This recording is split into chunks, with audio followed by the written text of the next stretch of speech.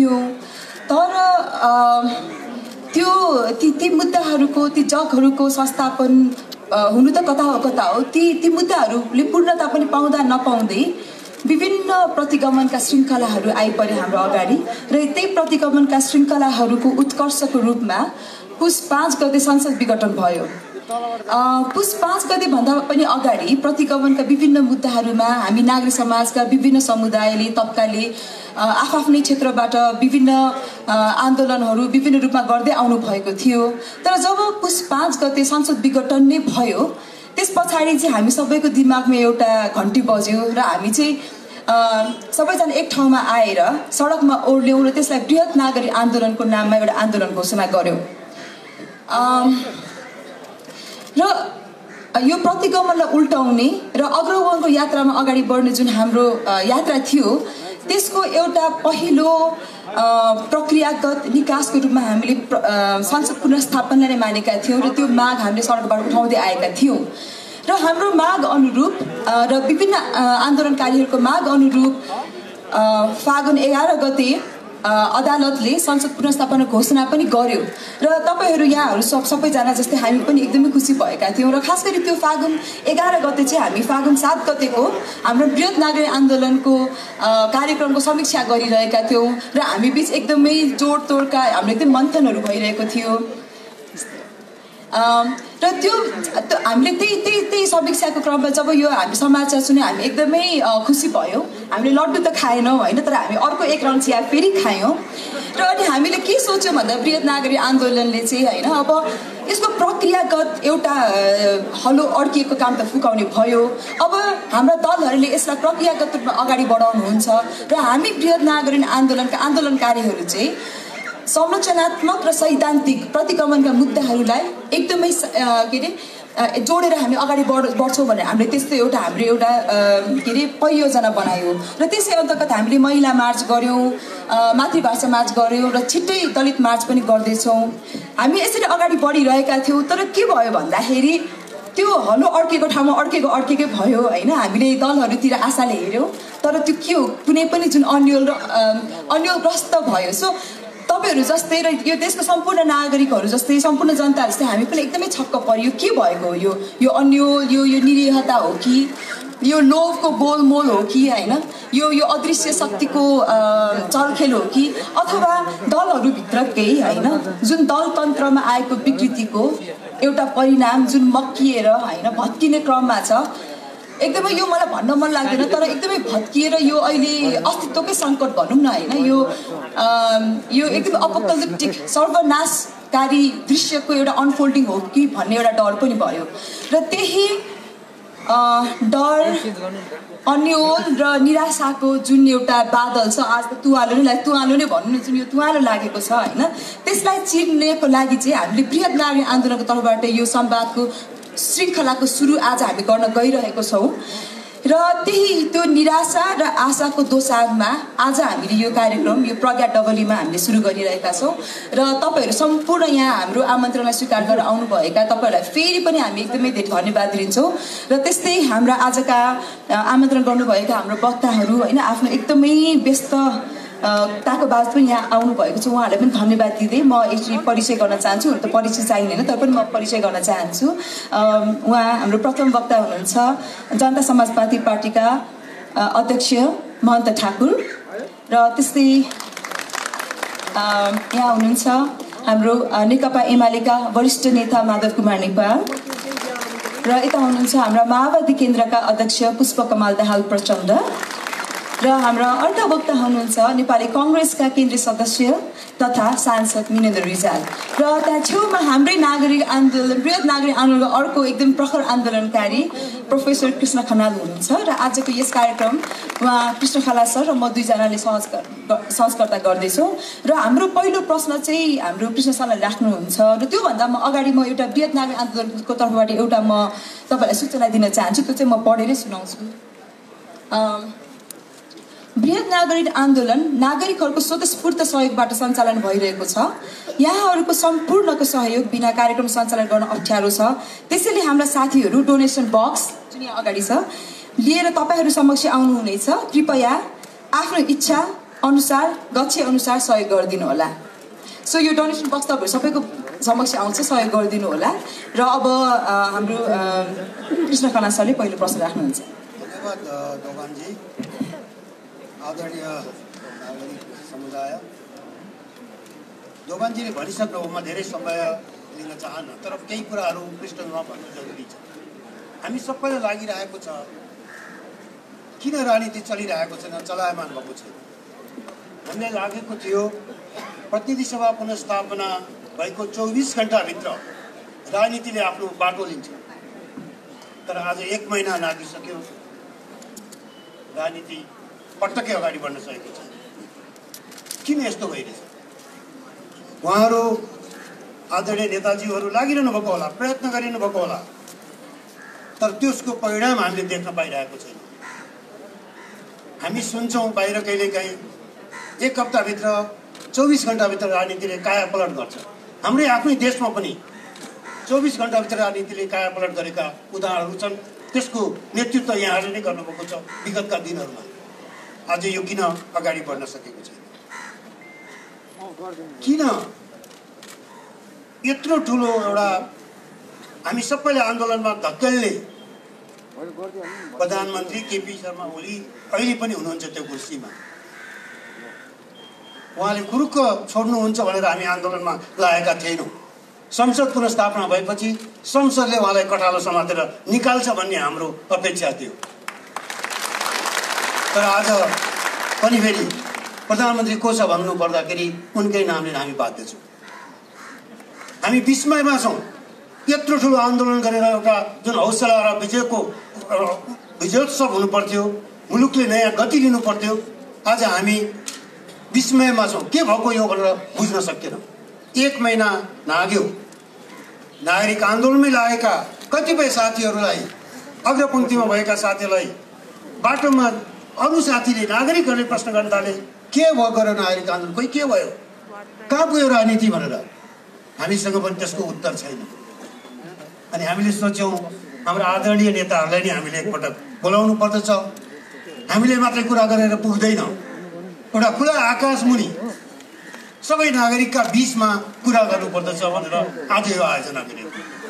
त्यसैले हाम्रा केही प्रश्न छ। प्रश्न मात्रै होइन, हामीले देखेका कुराहरू किन भएनन्? यतिखेरसम्म प्रधानमन्त्री केपी ओली हटिसक्नु पर्थ्यो, किन हटेनन्? यतिखेरसम्म माओवादी केन्द्र भइसक्यो। अब हिजो त थिएन, आन्दोलन गर्दा त नेकपा नै थियो। तपाईँले 2 हप्ता गुमाउनु भयो। 2 हप्ताभित्र जति बल रोल गर्न सक्थ्यो राजनीतिको अदालतले बाजी मारिदियो। तपाईँहरूलाई दायाँ बायाँ पाखा लगाइदियो। अब त्यो त गइसक्यो। तर माओवादी केन्द्र अहिले कुन आधारमा समर्थन जारी राखिरहेछ? तपाईँहरू प्रश्न त गर्नुहुन्छ केपी ओलीको नैतिकतामा। तपाईँहरूलाई नै हामीले किन नसोच्ने कुन नैतिक आधारमा समर्थन जारी छ? त्यसैले हाम्रा केही उत्तरहरू सहितको हाम्रा जिज्ञासाहरू छन्, जसको हामीले यस्तो भइदिएको भए हुन्थ्यो, किन भएन भन्ने हाम्रा प्रश्नहरू हुन्। त्यसैले यो कुरा यहाँहरूकै मुखबाट आम नागरिक समुदायका बीचमा हामी सुन्न चाहन्छौँ। यहाँ हामी यो डबलीमा भेला भएका नागरिक मात्र होइनौँ। मलाई लाग्दछ आज कतिपय पत्रकार मित्रहरूले यसलाई प्रत्यक्ष प्रसारण गर्नुभएको छ। देशभरिका नेपाली मात्र होइन, विदेशमा बसेका नेपालीहरूले पनि हामी सबैलाई आज हेरिरहेछन्। त्यसका यो एउटा अवसर पनि हो तपाईँहरूले आफ्नो कुरा सम्पूर्ण नेपालीलाई अगाडि राख्ने। र हामी चाहन्छौँ राजनीति छिटोभन्दा छिटो चलायमान होस्। नेकपाका वरिष्ठ नेता आदरणीय माधव कुमार नेपाल यो पार्टीको मिटिङ छोडेर आइरहनु भएको रहेछ। यो कार्यक्रममा हाम्रा केही जिज्ञासाहरू मेटाउनका लागि भनेर केही प्रश्नहरू साझा छन्। मैले केही साझा राखेँ। किन राजनीतिको बल अगाडि बढेन? कहाँ अड्कियो? कतै यो 2 ढुङ्गाको तरुलमै अड्केको त छैन। यो हलो पनि 2 ढुङ्गाको तरुल भएर त कोही उसमा त बस्यो, 2 ढुङ्गामा अड्किरहेको त छैन। अध्यक्ष प्रचण्डले केही दिन अगाडि भनेको मैले सुनेको थिएँ, हाम्रो आत्मनिर्भरको अधिकार अझै कमजोर रहेछ। के हो त अलिकति तपाईँहरूले भन्न सक्ने कुरा स्पष्ट भनेर आज हामी लोकतन्त्रको कुरा गर्छौँ, पारदर्शिताको कुरा गर्छौँ, खुलापनको कुरा गर्दैछौँ। तपाईँहरू प्रयत्न गरिनुपर्छ, थाहा छ हामीलाई, तर त्यो प्रयत्न संसदले देख्न पाउनु पर्यो, जनताले देख्न पाउनु पर्यो। एकैपटक रेडिमेड तयारी चाउचाउ जस्तो कुरुक्क पुर्या खोलेर चाहिँ खुवाउने प्रयत्न नगरोस्। लोकतन्त्रमा यो अपेक्षा गरिँदैन। तपाईँहरूका सबै प्रक्रियाहरू पारदर्शी हुन जरुरी छ। यति भन्दै म सुरुमा एउटा कुरा, योजना 2 किन बनेन छ माधव नेपालज्यू? पुनर्स्थापना, संसद पुनर्स्थापना भएपछि प्लान 2 त एक्टिभेट हुनु पर्थ्यो। तपाईँहरूले जसको विरुद्ध प्रतिगमन भयो, जसको व्यवहार सचिएन भनेर जुन प्रवृत्तिको विरुद्ध हामीलाई समेत आन्दोलनमा उतार्नु भयो, त्यही प्रवृत्ति हाबी छ। त्यो प्रवृत्तिको त योजना 2, 3, 4 कहाँसम्म पुगिसकेको छ। योजना 2 रहेनछ हामीलाई लागेको जस्तो। तपाईँहरूले अविश्वासको प्रस्तावका लागि आफ्ना सांसदहरूको हस्ताक्षर सहित तयार भएर किन बस्नु भएन? आवश्यक पर्यो भनेदेखि गर्नैपर्छ भन्ने जरुरी थिएन। आवश्यक पर्दा पार्टी विभाजनका लागि पनि केन्द्रीय समितिका सदस्यहरूको हस्ताक्षर सहित तपाईँहरू तयार भएर किन बस्नु भएन? यो तयारी भएको भएदेखि सायद अदालतले मौका पाउने, त्योभन्दा अगाडि तपाईँहरूले मुभ गर्नुहुन्थ्यो। किन मुभ भएन राजनीति? एउटा प्रश्न यो हो, यो साझा पनि हो। माधवजीलाई यो पहिलो मैले राखेँ। दोस्रो पछि आउँछु, पहिला यसैमा जाउँ। हजुर, धन्यवाद छ प्रोफेसर कृष्ण खनालज्यूलाई र यहाँलाई पनि। म सबैभन्दा पनि वृहत नागरिक आन्दोलनलाई धन्यवाद दिन चाहन्छु। तपाईहरुले नेपालको लोकतान्त्रिक आन्दोलनमा महत्त्वपूर्ण भूमिका खेल्दै आउनु भएको छ। विगतको पनि तपाईहरुको पहल म सम्झिरहेको छु। विगत समयमा 2062-63 को आन्दोलनको बेलामा तपाईहरुले लिनुभएको पहललाई, सक्रियतालाई, पार्टीलाई पनि घचघच्याउने, आन्दोलनको मैदानमा उत्रिनका लागि ललकारने जुन भूमिका खेल्नुभयो त्यो बडो सराहनीय थियो। र त्यतिखेरको डबलीमा म स्वयं पुगेको थिएँ र नेपाली कांग्रेसका अध्यक्ष गिरिजाप्रसाद कोइरालाजी पनि हुनुहुन्थ्यो। हामी दुवैजना त्यहाँ आमन्त्रित थियौं र तपाईहरुको एक पछि अर्को त्यो प्रश्नको जुन तीर थियो हामीतिर सोझिएको थियो। तर त्यसले राम्रो गर्यो। के राम्रो गर्यो भने हामीलाई त्यसले उत्प्रेरित गर्यो, हामीलाई चुनौती स्वीकार्य छ भन्ने भावनामा पुर्यायो र त्यसपछि देशव्यापी रूपमा आन्दोलनको हामीले आधी बेहेरी सृष्टि पनि गर्यौं। त्यहाँबाट म लगत्तै फुटबलको पहिलो विशाल जनसभा, विरोध सभाको मैले सम्बोधन गरेँ र त्यसले देशव्यापी रूपमा तरंग पैदा गर्यो। गणतन्त्र विरोधी आन्दोलन एउटा नयाँ उचाइमा पुगेको छ। र यसपटक पनि अहिले गणतन्त्रको पक्षको आन्दोलन, राजतन्त्र विरोधी आन्दोलन, ज्ञानेन्द्रको तानाशाही र 2000 वर्षको सामन्ती शासन र 250 वर्षको शाही वंशलाई समाप्त गर्ने आन्दोलनको बिगुल त्यहाँबाट हामीले फुकेका थियौँ। र यसपटक पनि तपाईहरु जसरी लोकतन्त्रको रक्षा गर्नका लागि, संविधानको रक्षा गर्नका लागि, संघीयताको रक्षा गर्नका लागि, समावेशितालाई रक्षा गर्नका लागि जसरी तपाईहरुले दुःखका साथ भन्नुपर्छ, अहिलेका हाम्रा पार्टीका अध्यक्ष केपी शर्मा ओलीजीबाट जुन प्रतिगमनकारी कदम चालियो त्यसको विरुद्धमा तपाईहरु संघर्षको मैदानमा हुनुहुन्थ्यो। आज म बडो अप्ठ्यारो महसुस गर्दैछु। त्यही पार्टीमा मलाई फेरि सर्वोच्च घोक्र्याएर पठाइदिएको छ। सर्वोच्च अदालतले बडो विचित्रको फैसला गरेको छ। दुईटा पार्टीहरूले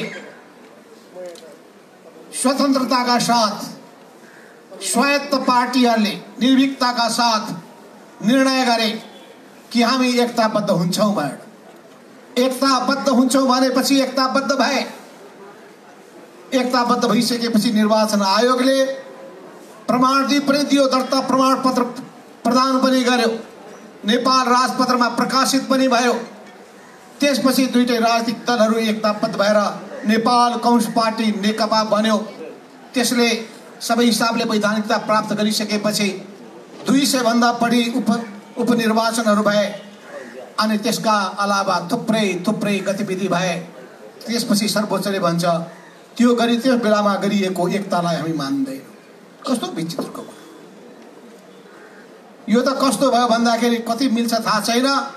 दुईटाले तय गरे अब हामी बिहा गर्छौँ। श्रीमान र श्रीमतीले बच्चा जन्माएको बच्चा पनि मान्दैन, बिहा पनि मान्दैन भने जस्तै भयो। अब सर्वोच्चको फैसला छ पुरानो ठाउँमा फर्क। हामी पुरानो ठाउँमा फर्किन खोजिरहेका छौँ, तर विडम्बना छ यहाँ भन्न पनि मलाई कस्तो गाह्रो छ भन्दाखेरि यो पार्टीभित्रको कुरा डब्लीमा आएर भन्यो माधव नेपालले भने फेरि अर्को आरोप लाग्ला। त्यसपछि कुन दिन मलाई भोक्रे आएर त्यहाँबाट पनि निकालिदिने स्थिति बन्यो।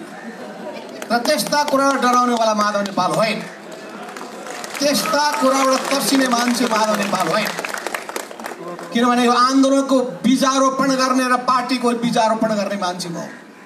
त्यसले पनि ममा एउटा कन्फिडेन्स दिएको छ। यो देशका धेरै आन्दोलनमा म प्रत्यक्ष रूपमा सहभागी भएको छु। समय कम छ, त्यस हुनाले म धेरै लामो कुरा के भन्न चाहन्न भन्दाखेरि मलाई बडो गाह्रो के भएको छ भने पार्टी अन्तर पार्टीभित्रका कुराहरू गर्दाखेरि तपाईँहरूमध्ये नै पर्ला किन यहाँ कुरा यहाँ कोट्याउनु भयो भन्नुभएको होला। नभने हुन्थ्यो नि, पार्टीभित्रै गएर भने हुन्थ्यो नि भन्नु होला। पार्टीमा त ढोका बन्द गरिदिएको छ। सर्वोच्च अदालतले भन्यो 2075 साल जेठ 3 गते पार्टी एकता भन्दा पहिलेको अवस्थामा दुईटै पार्टीहरू फर्क। र हामी के भनिरहेका छौँ भने 2075 साल जेठ 2 गतेको अवस्थामा पार्टीलाई फर्काउँ। पार्टीको पुरानो संगठनात्मक संरचनालाई, त्यसको राजनीतिक धारणालाई, त्यसका नेतृत्वलाई, पदाधिकारीलाई, त्यसको सदस्यलाई यथावत रूपमा स्वीकार गरौँ। तर बडो विडम्बना भन्नुपर्छ हाम्रा प्रधानमन्त्री केपी ओलीजीले बालुवाटारमा गोप्य रूपमा एउटा विशेष भेला बोलाउनु भयो। हामी कसैलाई मसँग जोडिएका महाधिवेशनमा प्रतिस्पर्धामा उत्रेर उहाँलाई मतदान नगरेका जति सबैलाई उहाँले बाइकाट गर्नुभयो, माइनस गर्नुभयो। र एक अचानक विशेष बैठकको नाउँमा 10औं बैठक 11औं बैठक एकै दिनमा आयोजना गरेर हामीलाई 12 गतेको बैठकमा टेलिभिजन मार्फत हामीलाई संवाद पठाउनु। हामीले भने हुँदैन, विधि विधानको पालना गर्नुपर्छ। लोकतन्त्रका मूल्य र मान्यता भनेका के हुन्? विधिको शासन हो। त विधिको शासन पार्टीभित्र पनि लागू हुन्छ, देशमा पनि लागू हुन्छ र समाजमा पनि लागू हुन्छ। र यो तीनटै ठाउँमा लागू गर्ने सिद्धान्तको प्रतिपादन गर्नुभएको थियो मदन भण्डारीले जनताको बहुदलीय जनवाद भने। त्यो पार्टीको पनि लोकतान्त्रिकरणको सिद्धान्त थियो, त्यो राज्य सत्ताको पनि लोकतान्त्रिकरणको सिद्धान्त थियो, त्यो समाजको पनि लोकतान्त्रिकरणको सिद्धान्त थियो। त्यसको पालना नभइरहेको देख्दाखेरि म आफै पनि चिन्तित छु। यस अर्थमा तपाईँले भन्नुभयो कि अर्को जुन कदम कस्तो हुनुपर्दथ्यो, अर्को कदम स्वाभाविक लाग्न सक्दछ अब सरकारबाट हटिदियो हुन्थ्यो भन्ने होला। तर राजनीति सरल रेखाले अगाडि बढ्दैन, सोचे जस्तो हिसाब किताब गरेर पनि हुँदैन। अनेक यहाँ दाउ पेचहरू भइरहेका छन्, यत्तिकै यहाँ जन्मेका छैनन्। अनेक चाणक्यका नीतिहरू लागू भइरहेका छन्, यत्तिकै जन्मेका छैनन्। गोयबल्स शैलीको प्रयोग भइरहेको छ। यी सबै कुरालाई ध्यानमा राखेर, सबै दाउ पेचलाई ध्यानमा राखेर राजनीति गर्नेले, संगठन चलाउनेले विचार पुर्याउनु पर्छ। त्यसमा पनि राजनीतिक शास्त्री हाम्रा प्रोफेसर साहबलाई त 1 से 1 थाहा छ, कूटनीतिका कुरा पनि थाहा छ। तैपनि अब नागरिक समाजमा जोडिसकेपछि कुरा कोट्याइहालौँ, यिनीहरू कहाँ खुस्किहाल्छन्, बोल्दिहाल्छन् भन्ने लागेको होला। बडो गाह्रो छ। त्यसो हुनाले चाहिँ म यति मात्रै भन्न चाहन्छु। एउटा थप्न खोजेँ। हजुर, तपाईँहरूको पार्टीको विधानले कुनै बाटोमा पुर्याएको जस्तो लाग्दैन होइन। विधान त अध्यक्षले मिचिसकेका छन्, त्यसैले राजनीतिक निर्णयको आवश्यकता छ। विधि विधानको आफ्नो ठाउँमा महत्त्व होला, तर अहिले तपाईँहरूको खास गरेर अदालतको फैसलापछि आएको पुनर्जीवित भएको नेकपा एमाले विधानले मात्रै अब निकासमा पुग्दैन होला। कठोर राजनीतिक निर्णयको आवश्यकता छ, त्यसका लागि तपाईँहरू तयार हुनुहुन्छ? मैले त हिजै त्यो संसदीय दलको बैठक बालुवाटारमा जान्न भनिसकेँ। स्पष्टीकरणको जवाबमा प्रत्युत्तर स्पष्टीकरण पनि सोधिसके। त्यस हुनाले जानुहुन्छ कि जानुहुन्न भन्ने कुरा त लक्षणैबाट थाहा हुन्छ। त्यस हुनाले म यति मात्रै भन्न चाहन्छु, सबै चुनौतीको सामना गर्नका लागि म तयार छु। र फेरि अघि मलाई हिजो नारायणजीले भन्दै हुनुहुन्थ्यो नागरिक आन्दोलनमा आउनुहोस् न त अब भनेर। मैले अहिले उमेर भइसकेको छैन होला। तपाईँहरू पनि सहयोद्धा नै हो, समाज परिवर्तनको सहयोद्धा नै हो, समाजमा संस्कार बसाल्ने, मूल्य र मान्यताको रक्षा गर्ने अभियन्ताहरू हो र हामी पनि त्यही कामको निम्ति लागौँ भनेर तपाईँहरूको चाहना पनि हो। यस अर्थमा तपाईँहरू हाम्रो कुरा धेरै कुरा मिल्छ। तर हामी राजनीतिक हिसाबले जनतालाई गोलबन्द गर्न चाहन्छौँ र राजनीतिक पार्टी चाहिन्छ, किनभने बहुदलीय व्यवस्था। त्यस हुनाले बहुदलीय व्यवस्थामा पार्टी चाहिने भएको हुनाले यो पार्टी र यो पार्टी सङ्गठनबाट र पार्टी आन्दोलनबाट मैले अहिले खुट्टा कमाएर भाग्नुपर्ने अवस्था आइसकेका छैन। कस्तो कस्तो ज्यान भएका मान्छे त लागेका छन् भने अझै मेरो ज्यान तगडै छ, मेचीदेखि महाकालीसम्म हिँड्न सक्छु। प्रश्न अर्को थप्नु नाराजी, यसैमा थप्छु म अर्को एउटा प्रश्न। नेपालमा कम्युनिस्ट आन्दोलनको कुरा मलाई भन्दा बढ्ता तपाईँ आफै थाहा छ। तपाईँ आफै त्यसको एउटा मेजर एक्टर हो। 2010-12 सालतिर कहिले हो नगरपालिकाको, काठमाडौँ नगरपालिकाको चुनाव हुँदा तपाईँहरूकै त्यतिखेरको पार्टी नेपाल कम्युनिस्ट पार्टीको उम्मेदवार मेयरमा जितेका थिए। 14-15 सालको चुनावमा 7% पपुलर भोट ल्याउनु भयो, 4 सिट ल्याउनु भयो। त्यसपछि लामो यात्रामा गएको पछिल्लो चुनावमा आइपुग्दा 52% तपाईँहरूको गठबन्धनले 52% भन्दा बढी मत लिएर आएको छ। अब के हुन्छ त्यो मत कतै अलपत्र पर्न लागेको होइन? नेपाल कम्युनिस्ट आन्दोलनको, कम्युनिस्ट पार्टीको भविष्य के छ? पहिलो कुरा, कम्युनिस्ट पार्टी अधिनायकवादी विचार मान्यता बोक्दैन। यो लोकतान्त्रिक मूल्य र मान्यता अनुसार अगाडि बढ्छ। त्यस हुनाले कम्युनिस्ट पार्टीभित्र पनि अधिनायकवादको कुनै स्थान छैन। यस अर्थमा कम्युनिस्ट पार्टीभित्र अधिनायकवादी शैली कसैले अपनाउँछ भने त्यसलाई स्वीकार गर्न सकिँदैन। यस अर्थमा पार्टीभित्र पार्टीको विधान लागू हुन्छ र साथसाथमा देशको संविधानको अनुरूप चल्नुपर्छ। तर हामी विडम्बनाका साथ भन्नुपर्छ कि पार्टीभित्र पार्टी विधानको पालना गर्ने प्रवृत्ति हराउँदै गएको छ, त्यो पनि मूलीबाट, मूल मान्छेबाट।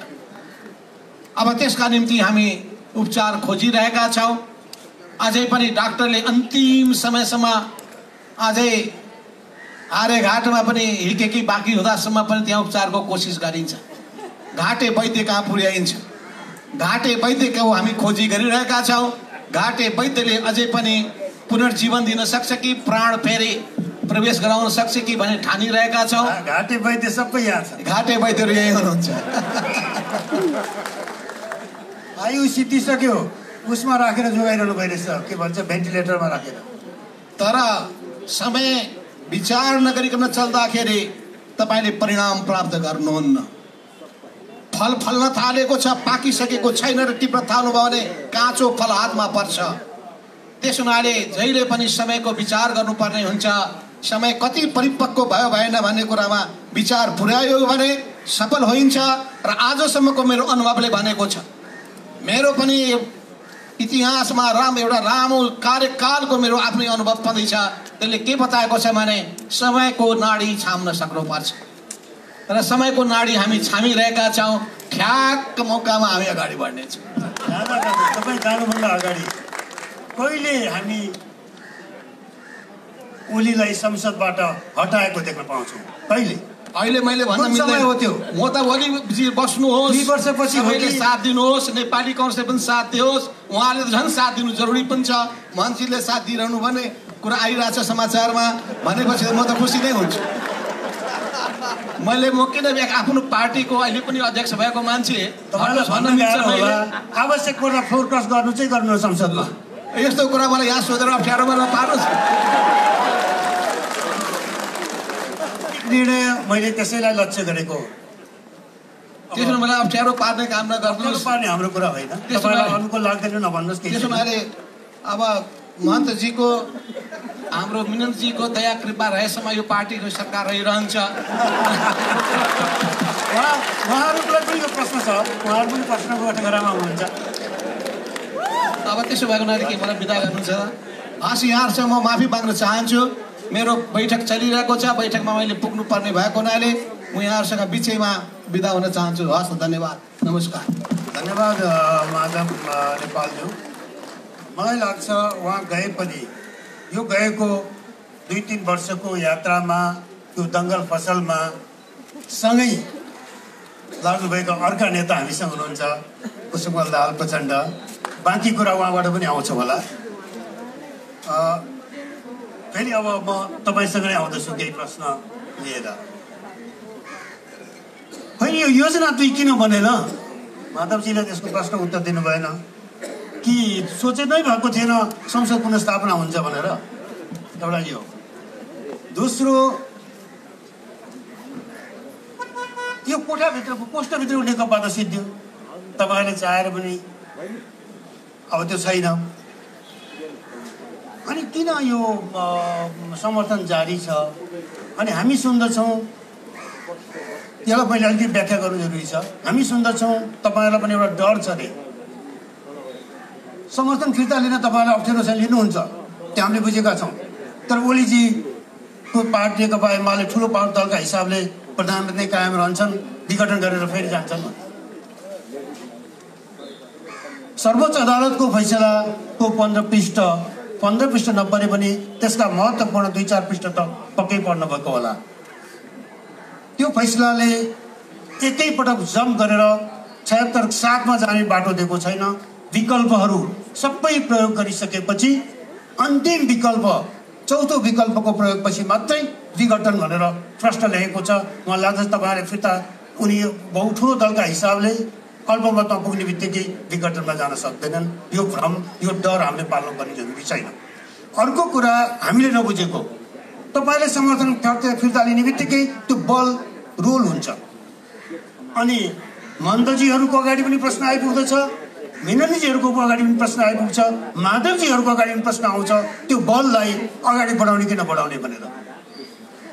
सुसाइड गोल गर्ने हो कि साँच्चै गोल गर्ने हो भन्ने कुरा माधवजीहरूसँग पनि पर्दछ। त्यतिखेर मैले फ्लोर क्रस त्यस अर्थमा सोधेको थिएँ, तर उहाँ गइसक्नुभयो। तर मलाई लाग्दछ यो कुरा कतिपय उहाँका मित्रहरू यहाँ पनि हुनुहुन्छ होला, पछि पनि संवाद होला। एउटा यो ढिलो हुँदाखेरि प्रधानमन्त्री ओलीलाई अरू थप षड्यन्त्र गर्ने बाटो मिलेको छ। तपाईँहरूको आफ्नो हिसाबबाट हेर्दाखेरि ठिक होला, सबै तयारी गरेपछि झट्ट एकैपल्ट हाम्छौँ भनेर चकमा तपाईँहरूले होइन उनीहरूले दिँदैछन् है। हेर्नुहोस्, त्यसैले हाम्रो सोचाइमा चाहिँ हामी नागरिकहरूलाई के लागेको छ भनेदेखि समर्थन फिर्ता हुने बित्तिकै यो हलो अड्किँदैन थियो, हलो अगाडि बढ्थ्यो कि जस्तो लाग्दछ। प्रचण्डजी धन्यवाद। सबभन्दा पहिला त म पनि नागरिक आन्दोलनका सबै अभियन्ता र यसलाई समर्थन गर्ने सबै साथीहरूलाई धन्यवाद भन्न चाहन्छु। तपाईहरूले इतिहासको खास कालखण्डमा गतिरोधमा फस्न खोजेको राजनीतिलाई गति दिने काममा महत्त्वपूर्ण भूमिका खेल्नु भएको छ। मैले प्राध्यापक कृष्ण खनाललाई 65-63 आन्दोलनको तयारीका सन्दर्भमा भेटेर विस्तारपूर्वक कुरा गरेको थिएँ। मैले आज बिहान मात्रै पनि उहाँसँग ती दिनका स्मरण पनि गरेँ र अहिले यहाँसम्म आइपुग्दा जे घटनाक्रम भएको छ त्यसको बारेमा हाम्रा आफ्नै समीक्षा होलान्। तपाईले प्रश्नलाई जहाँ सोच्याउनु भएको छ म सिधै त्यसैमा जान चाहन्छु, धेरै घुमाउनु भन्दा पनि। हामीले 12 बुँदे समझदारी हुँदै, शान्ति सम्झौता हुँदै, संविधान सभा र संघीय लोकतान्त्रिक गणतन्त्र हुँदै देशमा राजनीतिक स्थायित्व र विकास समृद्धिको अभियानतिर जाने भन्ने जे संकल्प गरेका थियौं त्यो अहिले ठुलो दुर्घटनाको खतराबाट अगाडि बढेको छ। त्यो अहिले नराम्रोसँग एम्बुसमा पर्न खोजेको महसुस मलाई हुन्छ। संसद विघटन त्यही समग्र पोलिटिकल कोर्स जे शान्ति सम्झौता पछि अगाडि बढ्यो त्यसलाई बदल्ने एउटा नियोजित किसिमले आएको परिघटना हो र यो परिवर्तनका पक्षधर गणतन्त्र, संघीयता, धर्मनिरपेक्षता, समावेशिता, समानुपातिकताका पक्षधरहरूको निम्ति जीवन मरणको प्रश्न हो भनेर तपाईहरू पनि र हामी राजनीतिक दलहरू पनि आन्दोलनमा, जनपरिचालनमा, विरोध सभामा होमियौं। त्यति बेला एउटा शब्द निकै पपुलर भएको थियो, सेटिङ। सेटिङ छ, सेटिङ। सेटिङ भएको हुनाले जति आन्दोलन गरे नि केही हुँदैन भन्ने एउटा प्रचार व्यापक रूपमा गरिएको थियो प्रधानमन्त्री र उनी निकटका मानिसहरूबाट।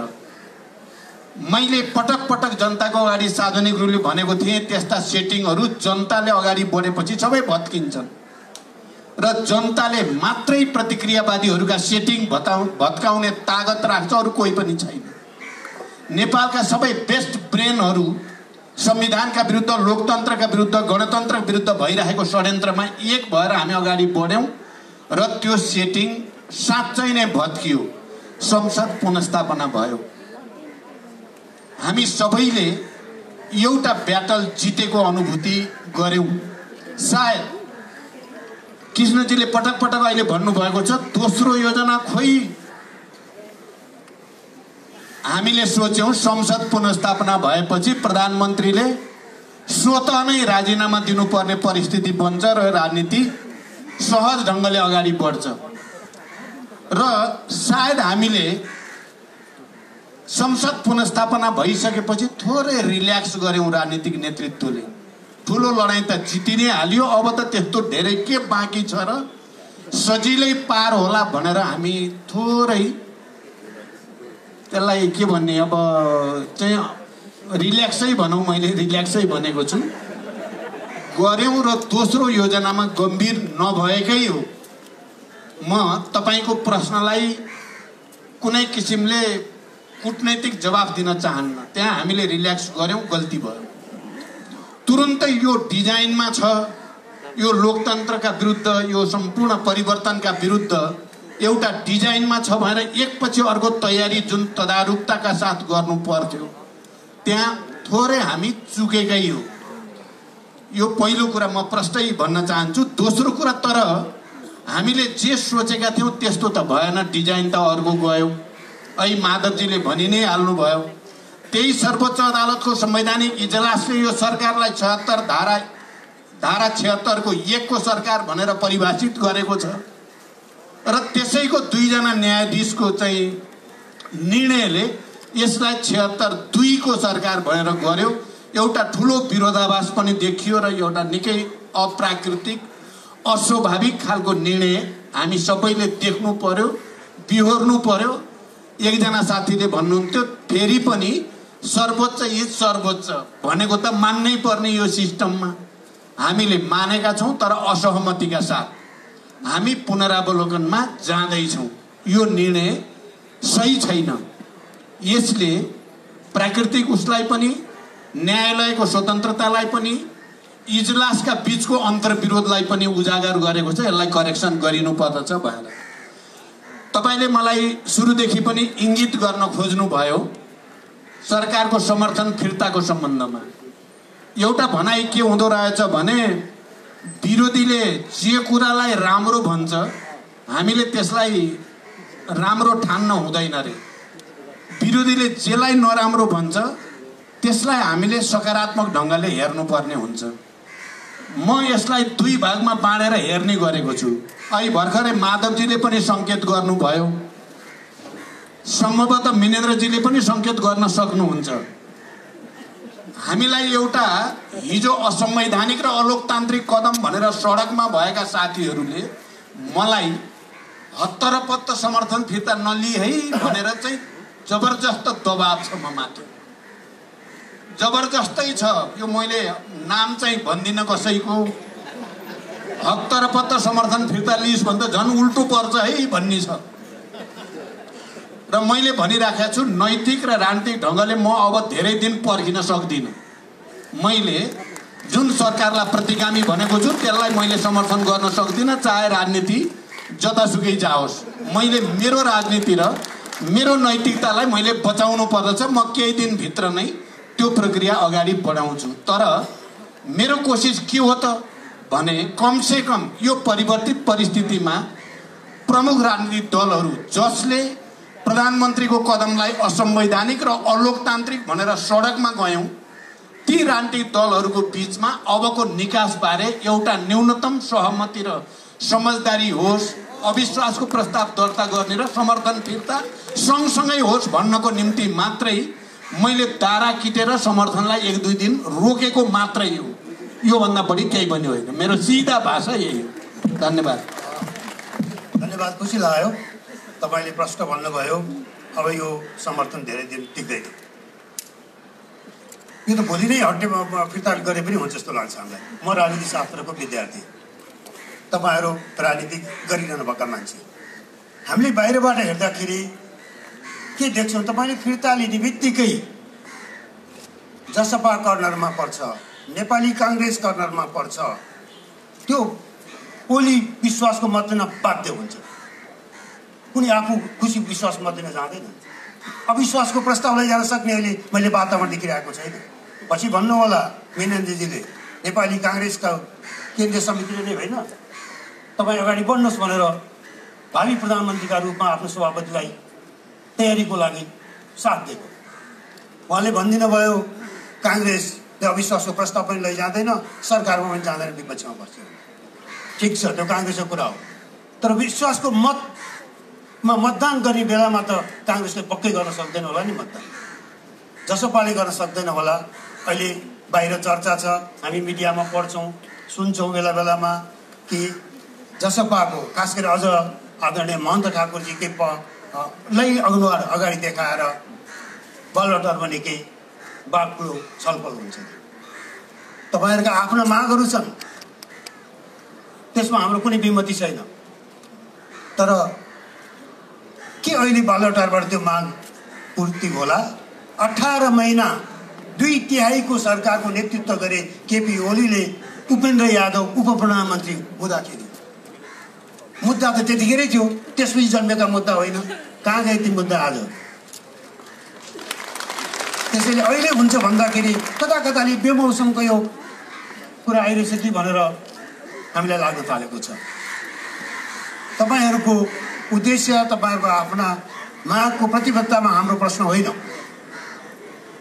तर व्यवहारका कुराहरू हेर्दाखेरि अलिकति हामी नागरिकहरूले होइन राजनीतिमा जे पनि सम्भव छ भनेर स्कुलमा त पढिन्छ, तपाईँले पनि पढ्नु होला यो बिएमा पढ्दाखेरि राजनीतिमा जे पनि सम्भव छ भन्ने कुरा, त्यो के जे पनि सम्भव छ हुँदाखेरि फेरि भोलिकै चाहिँ नि राज सम्भव छ।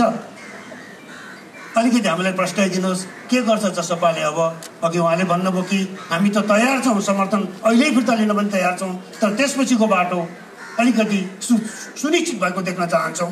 त्यो सुनिश्चित गर्न त्यतिखेर हुन्छ जब जसपा र नेपाली काङ्ग्रेस पनि यो विषयमा सहमत हुन पुग्दछ। महन्तजी, परिस्थिति उहाँहरूको आपसी विग्रहको कारणले भएको हो। अब उहाँहरूको आपसी लडाइँमा, पार्टीको भित्रको लडाइँमा हामीले के गर्ने हो?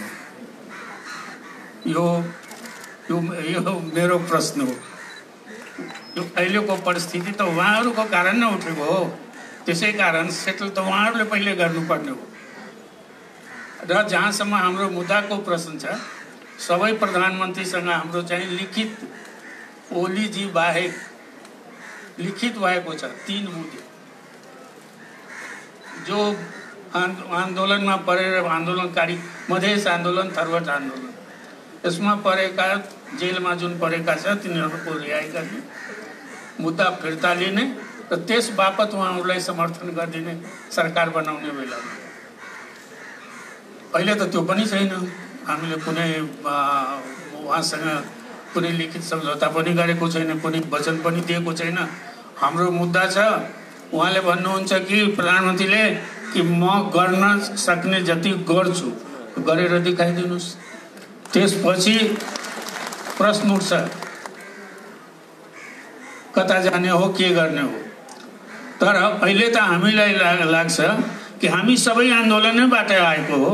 यहाँ जति नेताहरू हुन्, कोही हतियार उठाएर, कोही शान्तिपूर्ण आन्दोलनबाट, सबैले चाहिँ मुक्ति पाए,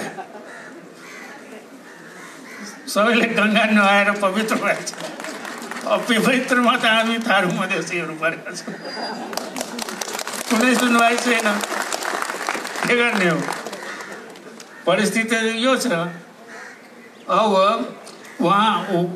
उहाँसँग कुरा भयो हाम्रो शेरबहादुरसँग, अहिले सार्वजनिक रूपमा उहाँले पहिले नै भनिसक्नु भएको थियो हामीले कुरा गर्दाखेरि कि कुनै पनि अविश्वासको प्रस्तावको पक्षमा जाँदैन या समर्थन गर्दैन। तर अहिले दुईटैलाई अस्वीकार गर्नुहुन्छ। तर कहीँ प्रधानमन्त्रीको बन्ने अवसर आयो भने, अफर आयो भने म विचार गर्न सक्छु। तर अहिले दुईटै म सरकार पनि बनाउन, अविश्वासको प्रस्तावको पक्षमा पनि जान्न भनिसक्नुभयो। अनि हाम्रो कारणले त कहीँ बनिरहेको छैन, कुनै बिग्रिरहेको पनि छैन। कतै जाँदाखेरि हो डेमोक्रेसीको सङ्घर्षमा हामी साथै त्यो एलायन्सको कुरा गर्नुभएको। ओके, डेमोक्रेसीको लागि त छ, तर हाम्रो आफ्नो एजेन्डा पनि छ। त्यसमा तपाईँहरूको के छ, के गर्न सक्नुहुन्छ? त्यो अहिले पनि हाम्रो प्रश्न छ। त्यो जबसम्म सम्बोधन हुँदैन, हाम्रा सांसदहरू जेलमा छन्, हाम्रा प्रदेशको मन्त्रीहरूमाथि चाहिँ मुद्दा तारिख खेपिरहेछन्, अरू नौजवानहरू जेलमा छ, मेयरहरूमाथि मुद्दा छ, अनि भनौँ सबै नेताहरूमाथि मुद्दा छ। यदि आन्दोलनले आह्वान गरेको हो, एउटा बम बाँचेका छौँ, आह्वान त हामीले नै गरेको हो, हामीमाथि पनि मुद्दा चलाएको हुन्छ। तर हामीलाई छोडिदिएको छ, हाम्रा साथीहरूलाई राखिदिएको छ। त हामी त न्यायको खोजीमा छौँ, तपाईँहरूसँग पनि उहाँहरूसँग पनि। के गर्नुहुन्छ? त्यसपछि न हाम्रो समर्थन या विरोधको कुरा आउँछ। अहिले त्यो हाम्रो अगाडि त्यो प्रश्नै छैन। तपाईँहरूको यो मागसँग, तपाईँहरूको मुद्दासँग हाम्रो विमति होइन। मलाई लाग्दछ नागरिक आन्दोलनले धेरै किसिमबाट तपाईँहरूको आन्दोलनसँग नागरिक आन्दोलन पनि मिसिएको छ। चाहे यो मधेस आन्दोलनको बेला होस् या पछिल्लो संविधान निर्माणकै बेलामा भएका कमी कमजोरी, त्यसलाई एउटा तहमा टुङ्ग्याउँ भन्ने कुरामा मलाई चाहिँ नागरिकको आवाज कमजोर थिएन। त्यो एउटा पक्षमा गइसक्यो। त यतिखेर एउटा कुरा प्रश्न भनिदिनुहोस् महन्तजी, विश्वासको मत लिन पर्ने अवस्थामा प्रधानमन्त्रीलाई धकेलेपछि त्यो विश्वासको मत त तपाईँहरूले दिन सक्नुहुन्न नि त। त्यो हाम्रो देशमा त्यसपछि तपाईँहरूले देखिहाल्नुहुन्छ नि, हामी आफ्नो मुद्दामा अडिग छौँ। त्यसपछि अरू चिज पछि हामी विचार गर्छौँ। हाम्रो मुद्दाको सोल्युसन अहिले त हामीलाई महसुस त्यही भइरहेको छ कि हामी थारू भएको हुनाले, हामी मधेसी भएको हुनाले त्यो पीडा भोग्नु परिरहेको छ। नागरिक समाजलाई धेरै धेरै धन्यवाद छ। उहाँ कुनै सत्ताको लागि लडाइँ लड्नु भएको छैन, अधिकारको लागि, जनताको अधिकारको लागि, नागरिक अधिकारको लागि, एक्सप्रेसनको लागि जो उहाँ आइरहेको छ। तर हामी राजनीतिक दलमा स्वार्थको लागि हुन्छ। अहिले स्वार्थको लडाइँ भइरहेको छ कम्युनिस्ट पार्टीको भित्र, त्यसमा हामीलाई किन गर्ने? तपाईँ अविश्वासको प्रस्ताव त्यहाँ भन्नुहुन्छ, आफैमा आफ्नो पार्टीमा अविश्वास ल्याएर त्यसको सोल्युसन गर्नुहोस् न। त्यो भइरहेको छैन। ठिकै भन्नुभयो। यो कुरा हिजो नेकपा विभाजित नहुँदाखेरि, अदालतको फैसला नआउँदा, विघटन नहुँदाखेरि हामीले धेरै पटक भन्यौँ तपाईँहरू विषय किन निर्णायक रूपमा नेकपाको संसदीय दलमा लगेर चुनौती दिन सक्नु भएको छैन केपी ओलीलाई भनेर सोध्थ्यौँ। तर यो अलिकति पुरानो भइसक्यो। अब खालि अहिले दुईवटा, अब भनौँ तिनवटा पार्टी तपाईँहरू नमिलिकन बहुमत पुग्दैन। जसपा, माओवादी केन्द्र, काङ्ग्रेस। त्यसैले यो हलो चाहिँ तिनवटा मध्ये जसले अड्काए पनि हुन्छ। समस्या चाहिँ हलो अड्किरहेछ। त्यो हलोलाई अगाडि बढ्न दिने, बल रोल गर्ने जिम्मेवारी संसदमा भएको दलको हिसाबबाट हामी जसपाको पनि हो भन्छौँ। हो देशमा जब सङ्कट आउँछ, नागरिक समाजमा जब सङ्कट आउँछ, देशमा अहिले सङ्कट छ, अनि त्यसपछि हाम्रो जरुरत पर्छ। अरू बेलामा हाम्रो जरुरत पर्छ। कहिलेकाहीँ सङ्कट अझ बढ्दाखेरि अझ एउटा ठोस निर्णयमा पुग्न सकिन्छ। अब उहाँहरू त अब यो द्वन्द्वात्मक विकासको उसमा सिद्धान्त मान्नेहरूका दिँदैन। मलाई लाग्दछ प्रचण्डजी एउटा कुरा भन्नु, संसदमा त्यो भएर यो द्वन्द्वलाई किन अगाडि बढाउन सक्नुभएको छैन? संसद सम्झनुहोस्, अब तपाईँहरूले, म त संसदीय प्रणालीको विद्यार्थी पनि हुँ। 18औं शताब्दीमा बेलायतमा के भयो कि बेलायतको त्यो चार्ल्स द्वितीयले दिएका थिए एजेन्डा संसदलाई, संसद आफैले एजेन्डा बनाएर उनलाई कारबाही गरेको थियो, एक्जिक्युट गरेको थियो। आज संसद हाजिर छ तपाईँहरूको अगाडि, अनि सरकारले बिजनेस दिएन भनेर यो पिलन्दरी आवाज कहाँबाट आइरहेछ? त्यसमा है म कृष्ण सरको प्रश्नमा अझ थप्दै भन्छु होइन। म जति तपाईँहरूको यहाँ कुराहरू सुन्छु अथवा इन्टरभ्यूहरू सुन्छु के लाग्छ भन्दाखेरि तपाईँहरू जुन यो सबै शीर्षस्थ नेताहरू होइन कुरामा एकदमै लाचारी निरीहपन पाइरहेको छौँ कि होइन। यति त हामीले यो गणतन्त्र आन्दोलन पाएको थिएनौँ है। अनि यो हेर्दाखेरि चाहिँ तपाईँहरूलाई साँच्चीकै एउटा यो अस्तित्वको सङ्कटै भएको होइन, यो दलभित्र भुइँचालो नै गएको जस्तो लाग्छ। तपाईँहरू मात्र होइन कि तपाईँहरूको अन्तर्गत अरू युवा नेताहरूको कुरा सुन्दा पनि त्यस्तै हुन्छ, एउटा एकदमै भय र त्रासको एउटा वातावरण हुन्छ। यो प्रब्लम यस्तो गाह्रो भइसक्यो तर तपाईँहरूको कुरा चाहिँ खालि एकदमै पीडित मनोवृत्ति होइन, मैले गरे होइन उसले गरेको मैले भन्न सक्दिनँ, यहाँ भन्न सक्दिनँ, त्यहाँ भन्न सक्दिनँ, मलाई किन सोधेको होइन, एक अर्कालाई औला उठाउनेमै त्यो सीमित छ। हामीलाई चाहिँ के लाग्छ भन्दाखेरि हामीले तपाईँलाई चुनेर हाम्रो प्रतिनिधि पठाएको तर तपाईँहरू चाहिँ एउटा कालो सिसा भएको घरमा हेर्नुहुन्छ। हामीले तपाईँले हामीलाई देख्नै हुँदैन कि तपाईँले त एक अर्कालाई देख्नुहुन्छ, आफ्नो कार्यकर्तालाई देख्नुहुन्छ, अरू कोलाई देख्नुहुन्छ होइन। हामीहरू त तपाईँहरूलाई पुरै अदृश्य छौँ।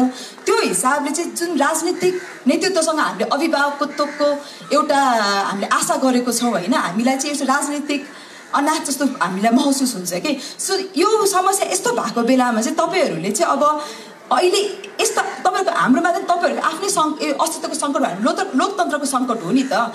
यो बेलामा चाहिँ तपाईँहरूले फेरि त आधा कुरा गर्ने घुमाउरो कुरा गर्ने साङ्केतिक कुरा गर्ने होइन, एक अर्कालाई दोस्रो भन्दा पनि अब चाहिँ प्रत्यक्ष आएर खुल्ला छताछुल्लो भएर जनतासँग प्रष्ट कुरा गर्नुपर्ने होइन र। मिगेनजीलाई यो कुरा गर्न चाहन्छु। अघि भने जस्तै अब काङ्ग्रेसले विश्वासको मत अब तपाईँहरूको सभापतिले नै अविश्वासको प्रस्ताव छन्काइदिनु भएको छ कि काङ्ग्रेसले विश्वासको मत दिन सक्छ केपी ओलीलाई को सरकारलाई?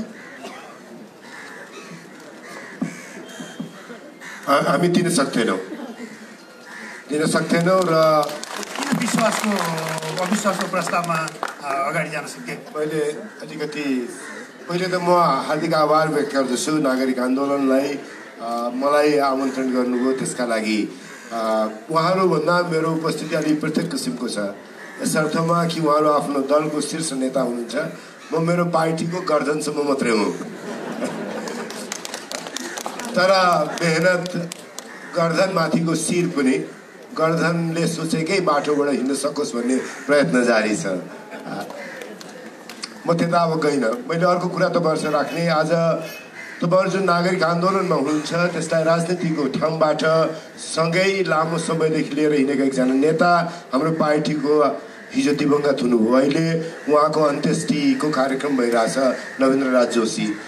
त्यो बेलामा म यहाँ बसेर तपाईँहरूसँग कुराकानी गर्दा कहीँ न कहीँ नवीन्द्रजीलाई बिदा गर्दा, मभन्दा सानो उमेरको मानिस, म भन्दा पछाडि हुनुहुन्थ्यो त्रिचन्द्र कलेजमा, उहाँलाई बिदा गर्दाखेरि एउटा अर्को खालको मन पनि लागिरहेछ र कता कता यो आन्दोलनलाई लामो समयदेखि र नेपालको लोकतान्त्रिक आन्दोलनलाई हामीले कसरी हेर्ने त्यतातर्फ सोच्नको लागि पनि नवीन्द्रजीको विदाईले हामीलाई अभिप्रेरित गर्दछ भन्ने मलाई लाग्छ। त्यो तपाईँहरूको अगाडि राख्न चाहेँ मैले। उहाँलाई हामी सबैको श्रद्धाञ्जली छ, मैले तपाईँहरू सबैको श्रद्धाञ्जली यहीँबाट व्यक्त गर्न चाहन्छु। अब विश्वासको मतको अघि कुरा गर्नुभयो र संविधानको धारा 76 को कुरा प्राध्यापक कृष्ण खनालले उठाउनु भएको छ। म त्यसमा अलिकति प्रवेश गर्न चाहन्छु, किनभने आज हामीहरूलाई तपाईँहरूले देख्दाखेरि केही सन्देश पनि दिइरहनु भएको छ, केही कुरा तपाईँहरूको हामीसँग चित्त बुझाएको छैन। त्यो चित्त नबुझाएको कुरा तपाईँहरूले डबलीमै राखेर हामीलाई सुनाउनु भएको छ, त्यो सुन्नलाई आएको। खासमा भन्यो भने आज तपाईँहरूलाई आफ्ना कुराहरू भन्ने भन्दा पनि तपाईँहरूको कुरा डबलीमा बसेर तपाईँहरूलाई चित्त नबुझेको कुरा मेरो पार्टीलाई, हामीहरूलाई चित्त नबुझेको कुरा भन्ने एउटा अवसरका रूपमा पनि यसलाई उपयोग गरौँ भनेर हो। तर मैले तपाईँहरूसँग त्यही साथमा के भन्नुपर्छ भने, अघि खनालजीले भने जस्तै प्रधानमन्त्रीजीका लागि प्राप्त हुने कुरामा 76 को उहाँलाई हतार छैन भन्नुहुन्छ। मैले देखेको प्रधानमन्त्रीलाई 76 को 2 मा बसिराख्न मन छैन, प्रधानमन्त्रीलाई 76 को 3 मा अथवा 5 मा पुग्ने हतार छ। 76 को 5 को पनि उहाँलाई हतार छैन। 76 को 3 भनेको सबैभन्दा ठुलो राजनीतिक दलको नेताका रूपमा विश्वासको मत प्राप्त नगरेर पनि प्रधानमन्त्री हुने र 76 को 5 को प्रधानमन्त्री बहुमतको प्रधानमन्त्री हुन नसक्ने अवस्थामा 76 को 7 को प्रावधानलाई 76 को 3 को प्रधानमन्त्रीले पनि प्रयोग गर्न सक्ने। त्यो चाहनालाई उहाँले गम्भीरतापूर्वक लिनु भएको छ र हेर्नु भएको छ र त्यता मुलुकको राजनीति जाओस् भन्ने उहाँको चाहना छ भन्ने हामीलाई लागेको छ। हाम्रो एसेसमेन्ट गलत हुनसक्छ, तपाईँहरूका बिचमा, तर हामीले के राख्नुपर्छ भने यो एसेसमेन्टलाई पनि गम्भीरतापूर्वक हेरिदिनुहोस् र त्यसमा हामीले उहाँलाई जस्तो प्रचण्डजीले इङ्गित गर्नुभयो कि विश्वास फिर्ता लिँदाखेरि 76 को प्रधानमन्त्रीलाई सँगै के सरकारमा सहभागी दलले समर्थन फिर्ता लिएमा विश्वासको मत लिन बाध्य हुनुहुन्छ। विश्वासको मत उहाँले पाउनुहुन्न।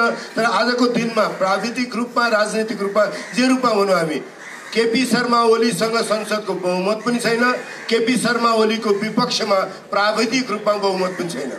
राजनीतिक रूपमा बहुमत छ, प्राविधिक रूपमा बहुमत छैन। त्यसको राजनीतिक फाइदा लिनका लागि उहाँ बस्नु भएको छ। त्यसलाई हामीले एउटा समयसम्म त्यो फाइदा उहाँले नप्राप्त गर्नुहोस् भन्ने हाम्रो चाहना छ।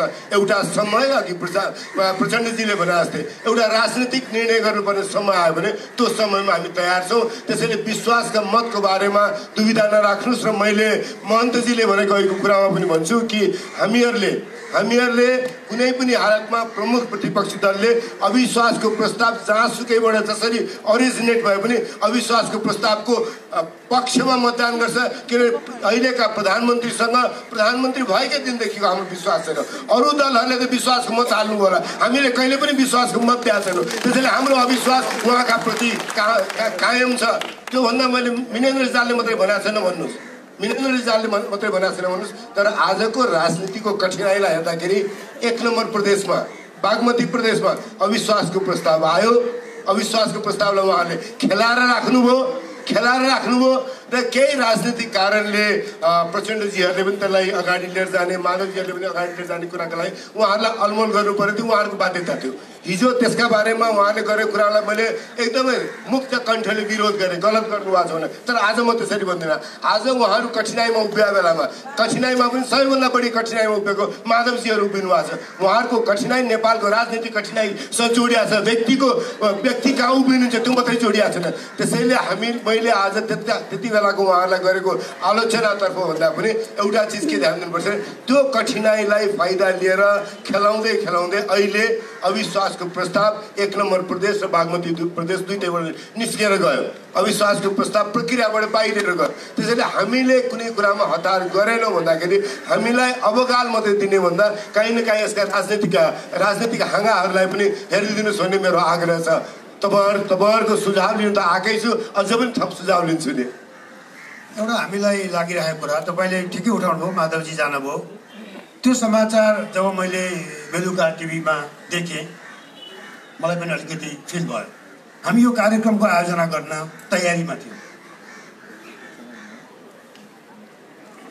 नेकपा एमाले भित्र माधव नेपालजीहरूको अवस्था अरू नाजुक बन्दै गएको सङ्केत हो। त्यो उहाँहरूले के बाध्यता पर्यो, किन होल्ड गर्न सक्नु भएन? केही दिन होल्ड गर्न निर्णय त अहिलेसम्म भएको थिएन नि त। 1.5 महिना 2 महिनादेखि होल्ड किन गर्न सक्नु भएन? तपाईँले भनेको कुरा हामी त्यहाँ लिएर बुझ्दछौँ। तर यहाँ अहिले काङ्ग्रेसको रेकर्डेड पोजिसन थाहा छ। केपी ओली प्रधानमन्त्री भएका दिनदेखि फर्मल पोजिसन थाहा छ।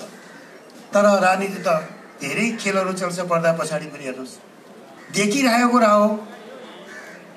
यो अध्यादेशबाट आयोगहरू बने, आयोगहरूको नियुक्ति कस्तो विडम्बना हामीले सुन्यौँ। सत्य हो कि कति हो थाहा छैन। मान्छे हेर्दा र हिजोका सम्पर्क हेर्दाखेरि पुष्टि हुन्छ। कोही प्रधानमन्त्रीको कोटाबाट, कोही प्रधान न्यायाधीशको कोटाबाट, कोही चाहिँ विपक्षी दलको नेताको कोटाबाट, सब सर्वस्पष्ट भयो। त्यसैले अहिले हामी सन्तुष्ट, हामी ढुक्क हुन सकिरहेका छौँ कि काङ्ग्रेसमाथि, काङ्ग्रेसको एउटा आफ्नो सैद्धान्तिक अडानमाथि हाम्रो शङ्का छैन। तर राजनीतिको लेनदेनको खेलमा तत्कालको फाइदा लिँदाखेरि सिङ्गै मुलुकको राजनीति चाहिँ बन्धकमा पर्ने हो कि? हाम्रो चिन्ता त्यहाँनिर हो। म सानो कुरा राखौँ, खनालजी तपाईँको चिन्ताको आधारलाई मैले देख्छु। तर काङ्ग्रेस समग्रमा उभिँदाखेरि यही अध्यादेशलाई पनि त संसदमा पेश गर्ने कुरा पेश भएपछि हामीले आज विरोधको सूचना दिएका छौँ। विरोधको सूचना मतदानमा गइसकेका छैन। यो अध्यादेश संवैधानिक परिषदवाला अध्यादेश समाप्त हुन्छ। त्यसैले पुरै काङ्ग्रेस हेर्नुभयो भने काहीँ न काहीँ तपाईँहरूलाई काहीँ न काहीँ चिन्ता लागेको छ भने ती चिन्ताहरू दूर गराउन सक्ने प्रक्रिया बोकेको पार्टी हो भन्ने कुरा मैले गर्दनमै रहेर पनि त्यति चाहिँ आश्वस्त गराउन चाहन्छु। अब प्रचण्डजीलाई तपाईँतिरै आउँछ। अब अघि दोभानजीले केही कुरा राखिसक्नुभयो, त्यसैलाई थप्दै केही अरू थप्नु छ? हजुर, यसैमा चाहिँ तपाईँले प्रक्रियाको कुरा गर्नुभयो होइन। एउटा चाहिँ के छ भन्दाखेरि यो हामी कहिलेकाहीँ प्रक्रियाको कुरामा चाहिँ यो नेताहरूले हामीलाई अल्झाउने कुरा हो कि जस्तो पनि लाग्छ होइन। यो हलो अर्केको कुराको प्रक्रियागत त्यसको विश्लेषण त छँदैछ, त्यसको संरचनात्मक विश्लेषण पनि हुनु जरुरी जस्तो लाग्छ होइन। हामी यो बिजोगमा किन प्रत्येक क्रान्तिपछि किन घरिघरि हामी यही बिजोगमा अड्किन्छौँ त होइन। यसको चाहिँ अब ओली जस्तो एकदमै आकाशबाट झरेको अद्भुत प्राणीले गर्दा भएको हो कि अब यो जुन तपाईँहरूले भन्नुहुन्छ होइन, अथवा हामीले जनमानसले चाहिँ होइन यो दलतन्त्रकै यो विकृतिको एउटा परिणाम, एउटा नेचुरल परिणाम हो भन्छौँ।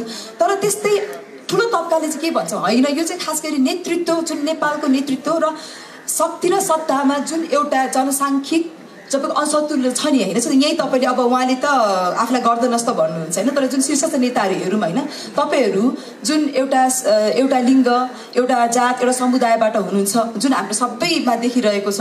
बात समस्याको कुरा त्यहाँ पो अडिएको हो कि भन्ने छ, त्यो कुरामा तपाईँहरू। र अर्को फेरि समावेशता कुरा अब प्रचण्डजीले पनि गर्नुभयो, मन्द ठाकुरले पनि गर्नुभयो। एउटा ठुलो डर जुन हामी चाहिँ समावेशताको समर्थकलाई डर के छ भन्दाखेरि समावेशताको मुद्दालाई दानवीकरण गर्ने खेल त चलि नै रहेको छ होइन। गरिबी विकासको नाममा के भनेर समावेशितालाई चाहिँ अवमूल्यन गर्ने खेल चलि नै रहेको छ। तर तपाईँहरू जस्तो जसलाई चाहिँ हामीले समावेशिताको पक्षधर भनेर मान्छौँ होइन, तपाईँहरूले पनि समावेशिताको मुद्दालाई चाहिँ आफ्नो राजनीतिक खेल होइन, आफ्नो दाउपेचको रूपमा चलाएर चाहिँ यो मुद्दाको एकदम अवमूल्यन भयो भन्ने जुन विचार छ, यो कुराहरूमा पनि तपाईँहरू विशेष म अन्तजी र हाम्रो प्रचण्डजीबाट चाहिँ बुझ्न चाहन्छु।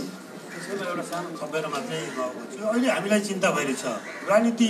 अस्ति अदालतको 23 गतिको फैसला एक प्रकारको रिभाइभलिस्ट फैसला हो, अलिकति उल्ट्यो।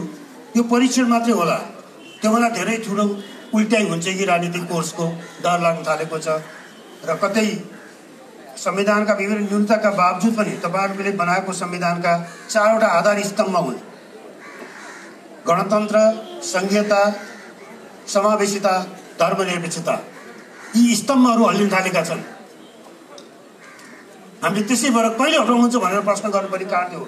यी स्तम्भहरू हल्लिने जाने र हाम्रो अग्रजहरूको पनि प्रश्न छ।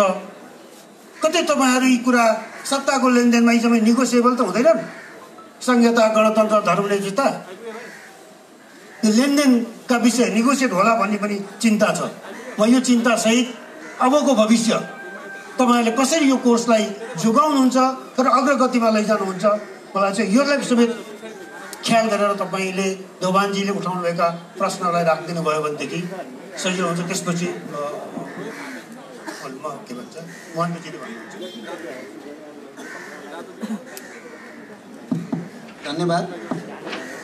हिजोको दिन र आजको दिन दिउँसै रात परे जस्तो देखिया छ। अहिले 3 बज्यो तर साँझ पर्न ला हो कि जस्तो देखिया छ। नेपाली राजनीतिमा यति बेला दिउँसै रात पार्ने काम भएको छ। दोभानजीले बडो गम्भीर ढङ्गले राजनीतिक नेतृत्वमाथि प्रश्न उठाउनु भयो। नेतृत्वले अभिभावक जस्तो गरेर दिशा दिनुपर्ने दृढताको साथ यही हो राजनीतिक निकास भन्नुपर्ने ठाउँमा आफै निरीह भए जस्तो, पीडित भए जस्तो के भयो यो भनेर चाहिँ बडो भावुक र संवेदनशील हुँदै प्रश्न उठाउनु भयो। म के भन्न चाहन्छु भने नेपालमा केही वर्षदेखि राजनीतिक नेतृत्वले एकपछि अर्को बोल्ड डिसिजन गर्दै आएको हो। युद्धलाई शान्ति, शान्तिलाई संविधान सभा, संविधान सभाबाट संघीय लोकतान्त्रिक गणतन्त्र, संघीय लोकतान्त्रिक गणतन्त्रबाट निर्वाचन, निर्वाचनबाट राजनीतिक स्थायित्वको निम्ति वामपन्थी एक गठबन्धन, एकता, सामाजिक न्याय, समृद्धिको सपना, यी सबै निर्णयहरू राजनीतिक नेतृत्वबाट भएका दूरगामी महत्त्वका ऐतिहासिक निर्णय हुन्। ती निर्णय लिने हामी नै हौँ। जुन निर्णय प्रक्रियाले नेपालको राजनीतिक मानचित्रमा नै फेरबदल ल्याइदियो। म के भन्न चाहन्छु भने राजनीतिक नेतृत्वले पार्टीभित्र अहिले महन्तजीले पनि यतापट्टि कम्युनिस्ट पार्टीभित्र विग्रह भएर समस्या आयो भनेर यता अलिकति सङ्केत गर्नुभयो। हो, कम्युनिस्ट पार्टीभित्र वामपन्थी गठबन्धन र एकताको प्रस्तावक म आफै हो। जसरी शान्ति सम्झौतामा हस्ताक्षर गर्दा गिरिजा बाबु र मैले अलि साहसिक ढङ्गले अगाडि जाउँ भनिएको थियो। यसो गर्दा देशमा राजनीतिक स्थायित्व होला, जनताको विकास र समृद्धिको आकाङ्क्षालाई सम्बोधन गर्न सकिएला, अबका वर्षहरू शान्तिपूर्ण र प्रतिस्पर्धाकै राजनीतिबाट अगाडि जानुपर्ने अवस्था छ देशको भनेर मैले प्रस्ताव गरेको। यो पनि सानो निर्णय त थिएन। तर जब पार्टीभित्र केपीजीको प्रवृत्ति निरङ्कुश स्वेच्छाचारी र हुँदाहुँदै सम्पूर्ण चिज एकाधिकार र यो परिवर्तन विरोधी मैले देखेँ। म तपाईहरुलाई यो कुरा राख्न चाहन्छु कि पहिला त्यही भित्र केपीजीको गलत प्रवृत्तिका विरुद्ध विद्रोहको झण्डा उठाउने पनि मनै भए। तपाईहरुले सुन्नु भएको होला, पार्टीभित्र 19 पृष्ठ लामो केपीको विचार, प्रवृत्ति, राजनीति र कुशासन केमा देखियो र हामीले के संघर्ष गर्यौं 2.5-3 वर्ष भन्ने कुरालाई लिपिबद्ध गरेर दुनियाँको अगाडि, तपाईहरु सबैको अगाडि पनि त्यो सबै चिज आयो, ल्याइयो। त्यो पनि मैले नै गरे। कतिलाई मन पर्यो होला, कतिलाई मन नपर्ला।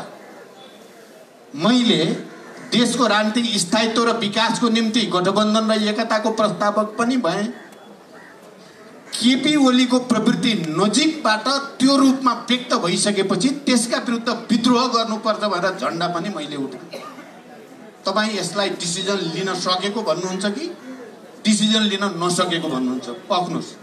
मेरो 1-2टा कुरा तपाईँ दोभानजीले जसरी उठाउनु भयो तपाईहरु सबैले पनि सुन्नुपर्छ। मैले यसलाई एउटा ठुलो अदालत मानेको छु र तपाईहरु सबैलाई न्यायाधीश, तपाईहरु न्यायाधीश, तपाईहरुले फैसला गरिदिनु पर्छ भन्ने छ मेरो। जब यो प्रवृत्ति देखिसकेपछि अहिले कृष्णजीले पटक पटक त्यसलाई इंगित गर्न खोज्नु भएको छ। किन संसदीय दलमा ढ्याक्कै लहर नगरेको? राजनीति त्यति सजिलो सरल रेखामा हुँदैन। मलाई लाग्छ राजनीतिक शास्त्रको विद्वान प्राध्यापक कृष्ण खनाललाई यो थाहा नभएको पनि होइन। धेरै जटिलता र झमेलाहरूबाट अगाडि बढ्दै संघर्ष गर्दै पार्टीको केन्द्रीय समितिको 2/3 बहुमत भन्दा बढीले केपीको यो प्रवृत्ति राष्ट्रको निम्ति, लोकतन्त्रको निम्ति, संविधान र समावेशिताको निम्ति घातक छ, उहाँ सच्चिनुपर्छ भनियो। हामीले मान्नु भएन। हामीले उहाँलाई अध्यक्षबाट हटायौं पुरै वैधानिक रूपले। साथीहरू, म तपाईहरुले यसलाई गम्भीरतापूर्वक लिदिन अनुरोध गर्न चाहन्छु। वैधानिक ढंगले 70% केन्द्रीय समितिका सदस्यहरूले उपस्थित भएर हस्ताक्षर गरेर उहाँलाई अध्यक्षबाट हटाइयो। उहाँलाई स्पष्टीकरण लियो। स्पष्टीकरण नदिएपछि उहाँलाई सदस्यबाट पनि हटाइयो 70%ले। हाम्रो संविधान, हाम्रो दल सम्बन्धी ऐन, हाम्रा नियमावली, हाम्रो परम्परा र नजिरहरू सबैले पार्टी केन्द्रीय समितिको बहुमतलाई नै पार्टी भनिन्छ। अर्कोले 40% पुर्यायो भने पार्टी बनाउन पाउँछ, नत्र पाउँदैन। हाम्रो परम्परा पनि त्यो छ, ऐनको व्यवस्था पनि त्यो छ, संविधानको मर्म पनि त्यो छ। हामीले 70% 2/3 भन्दा बढीले उहाँलाई सदस्यबाट हटाइयो। तपाईहरुले भन्ने गर्नु भएको छ त्यहाँबाट मात्र हटाएर पुग्दो रहेनछ नि त, संसदीय दलबाट। यो फागुन 23 गतेको दल सम्बन्धी निर्णय सर्वोच्चको जे आयो त्यो भन्दा अगाडि हामीले अब देशको निम्ति, लोकतन्त्रको निम्ति, गणतन्त्रको निम्ति, समावेशिताको निम्ति केपीलाई संसदीय दलको नेताबाट वैधानिक ढंगले नै हटाउनुको विकल्प हामीसँग छैन। हामीले मेहनत गर्यौं। त्यो मेहनतका सबै उतार चढाव म भन्न चाहन्न, त्यो आवश्यक पनि छैन। तर 23 गते हामीले बहुमत संसदीय दलका सदस्यहरूको हस्ताक्षर सहित, बहुमत हस्ताक्षर सहित संसदीय दलको सचिवालयमा लगेर दर्ता गरायौं। म आफै र नेताहरूको टिम नै गएर दर्ता गराएर देन एन्ड देयर अब केपी एकछिन पनि प्रधानमन्त्रीमा रहने ठाउँ छैन। ऐन अनुसार, संविधान अनुसार, परम्परा अनुसार। तपाईँ मलाई निरीह भन्नुहुन्छ? तपाईँ यी सबै निर्णयलाई हेरेर तपाईँ के ठान्नुहुन्छ? यी सबै निर्णयहरू निरीह छन् कि बोल्ड छन्? तपाईँ हेर्नुहोस्। कहिले अघि बढ्ने, कहिले पछाडि जाने, कहिले दायाँ कहिले बायाँ त राजनीतिमा भइ नै राख्छ। त्यसरी नै राजनीति अगाडि बढ्छ। राजनीति सरल रेखामा सिधा किताबमा जस्तो मुखले भने जस्तो गरी अगाडि बढ्दैन। हामी जहाँ आइपुगेका छौँ त्यसरी नै आइपुगेका छौँ। राजनीतिले संसदीय दलको सुन्नु, संसदीय दलको बहुमत भयो, केन्द्रीय समितिको 2/3 भयो, निर्वाचन आयोग निर्णय गरिदिँदैन। महिनौँ बित्छ, हामी सिँगै जान्छौँ, टाउकै लिएर जान्छौँ, टाउको गन भन्न जान्छौँ। हामी यहाँ छौँ भनेर चाहिँ साइनबोर्ड लिएर जान्छौँ। तपाईँहरूले देख्नु भएको छ निर्वाचन आयोगले निर्णय गरिदिँदैन। गर्ने के? निर्वाचन आयोग निर्णय गरिदिँदैन किनकि त्यो सेटिङमा भएको बुझिन्छ। केपीका मान्छेले भन्छन् त्यहाँ नि हाम्रो सेट भइसकेको छ, जति गरौँ टाउको फरे पनि गर्दिन्न। गर्नै पर्ने हो नि। 70% केन्द्रीय समितिका सदस्यको हस्ताक्षर सहित जाँदा निर्वाचन आयोग निर्णय गरिदिँदैन। अनि हाम्रा सबै लोकतन्त्रवादी सबै निर्वाचन आयोगलाई दबाब दिनु त कता हो कता। हामीलाई नि के हेरेर बसेको भन्छन्। म त अनौठो लाग्छ, के हो मान्छेको के भयो होला। हामी लगातार गइरहेका छौँ बाबा, हामी 70% छौँ, 2/3 छौँ, हामीलाई मान्यता देऊ, छिटो गरिदेऊ। पार्टी यो हो, गर्दै अब गर्ने के? त्यसपछि हामी केमा लायौँ त भने अब संसदीय दलको बहुमतै पुर्याएर हस्ताक्षर गरेर संसद सचिवालयमा दर्ता गरेपछि त तुरुन्तै केपीजी प्रधानमन्त्रीबाट हट्नै पर्छ। हाम्रो संविधान अनुसार, कानुन अनुसार, परम्परा अनुसार। कृष्णजी तपाईँले यो बुझ्नु भएको छ नि? जब संसदीय दलको बहुमतको हस्ताक्षर भयो भनेपछि त्यही दिन पार्टी सम्बन्धी निर्णय गरियो र दुईटा पार्टी अलग गरियो। म तपाईँहरूसँग, तपाईँहरू न्यायाधीश हो, तपाईँहरूले गरिदिनु पर्यो मेरो लागि फैसला। सबभन्दा बढी अन्यायमा त म र मैले नेतृत्व गरेको पार्टी पर्यो। अब मैले त्यसो भएर त्यो संसद भङ्ग हुँदा पनि मैले भने सबभन्दा ठुलो अदालत भनेको जनअदालतै हो। जीवन मरणको सङ्घर्ष गर्न हामी फेरि आयौँ, तपाईँहरूको बिचमा आयौँ। मैले बोलेको तपाईँहरूले सुन्नु भएको छ, चाहे काठमाडौँको ठुल्ठुला सभाहरूमा होस् या अन्यत्र। लाइफ एन्ड डेथ हो। मैले भनेको छु यो नयाँ प्रकारको जनयुद्ध मैले फेरि लड्न पर्ने स्थिति भयो। म लड्दैछु जनयुद्ध भने मैले जनयुद्धै थियो। त्यो ब्याटल जित्यो। तपाईँहरू पनि सबै हुनुहुन्थ्यो साथमा। बेस्ट ब्रेन नेपालका एक ठाउँमा भएपछि लडाइँ जितिन्छ भन्ने विश्वासको साथै हामी हिँडेका थियौँ। यस्तो होला कसरी कल्पना गर्ने? जन्मिसकेको बच्चालाई फेरि आमाको गर्भभित्र हालिदिन्छ अदालतले। यो सोच्न सकिने कुरा हो र यो कसैले कल्पना गर्न सकिन्छ र? यो प्राकृतिक नियम अनुसार पनि, न्यायिक परम्परा र चाहिँ मूल्य मान्यता अनुसार पनि यो हुँदै नहुने कुरा भयो। त्यसो भएर मैले भनेको दिउँसै रात पारियो त गर्ने के? अब हामी पनि हामीले छोडेका छैनौँ। म तपाईँहरूलाई भन्छु, म अहिले फेरि मैले बोल्दा के पर्छ, अहिले सबैतिरबाट म के देख्छु भने माओवादी आन्दोलन र त्यसको नेतृत्व, शान्ति प्रक्रिया ल्याउनेवाला, संविधान सभा ल्याउनेवाला, सबै उत्पीडित वर्ग, जाति, क्षेत्र, लिङ्ग, समुदायलाई पहिचान र अधिकार दिलाउन लड्नेवाला मुख्य पात्र प्रचण्ड भएको हुनाले यसलाई तेजोवध गर्नुपर्छ भन्ने डिजाइनमा काम भइरहेको छ। तपाईँहरूलाई त उस्तै लाग्छ होला, सबै उस्तै छन् भने जस्तो। तर मैले हेर्दा सबभन्दा बढी चाहिँ तपाईँको प्रहार कहाँ भइराखेको छ? महन्तजीले भन्नुहुन्छ, म महन्तजीसँग बहस गरिराखेको हुन्छु जहिले पनि सकारात्मक ढङ्गले। किनकि महन्तजी र म मधेसमा पहिचान र अधिकारको लडाइँ या आदिवासी जनजाति, दलित, महिला, मुस्लिम सबैको पहिचान र अधिकारको निम्ति लडाइँ लड्ने क्रममा सबभन्दा बढी त मैले नेतृत्व गरेको विद्रोहमा नै सबभन्दा धेरै बलिदान भएको छ। मधेसका मात्रै 1300 जना मान्छे त्यो मधेसको पहिचानको निम्ति बलिदान भएका छन् जनयुद्धमा। यसको हिसाब त महन्तजीलाई राम्रो थाहा छ। शान्ति सम्झौतामा आएपछि कहिले 22 दल कहिले 30 दल कति दल भनेर महन्तजी र हामी सँगै बसेर त्यही अधिकारको निम्ति लडेको कुरा पनि महन्तजीलाई थाहा छ, सबैलाई पनि थाहा छ। अनि संविधान सभामा हाम्रो अधिकार पुग्दैन भनेर उहाँहरू लड्दै गर्दा मैले जति प्राप्त हुन्छ त्यति लिनु पर्यो। अहिलेको शक्ति सन्तुलन, राजनीतिक शक्तिहरूको अवस्थिति, हाम्रो भू राजनीतिक अवस्थिति, सबै कारणले संविधान त बनाउनै पर्ने छ। बनाउँदा प्राप्त हुन सक्ने जति सम्झौता नगरी लिन सक्ने स्थिति छैन, सम्झौता गरेर लिऊ। तर मैले मेरो राजनैतिक नैतिकता र मेरो निष्ठाले मैले सबै जस्ताको तस्तै समर्थन गर्न सक्दिनँ।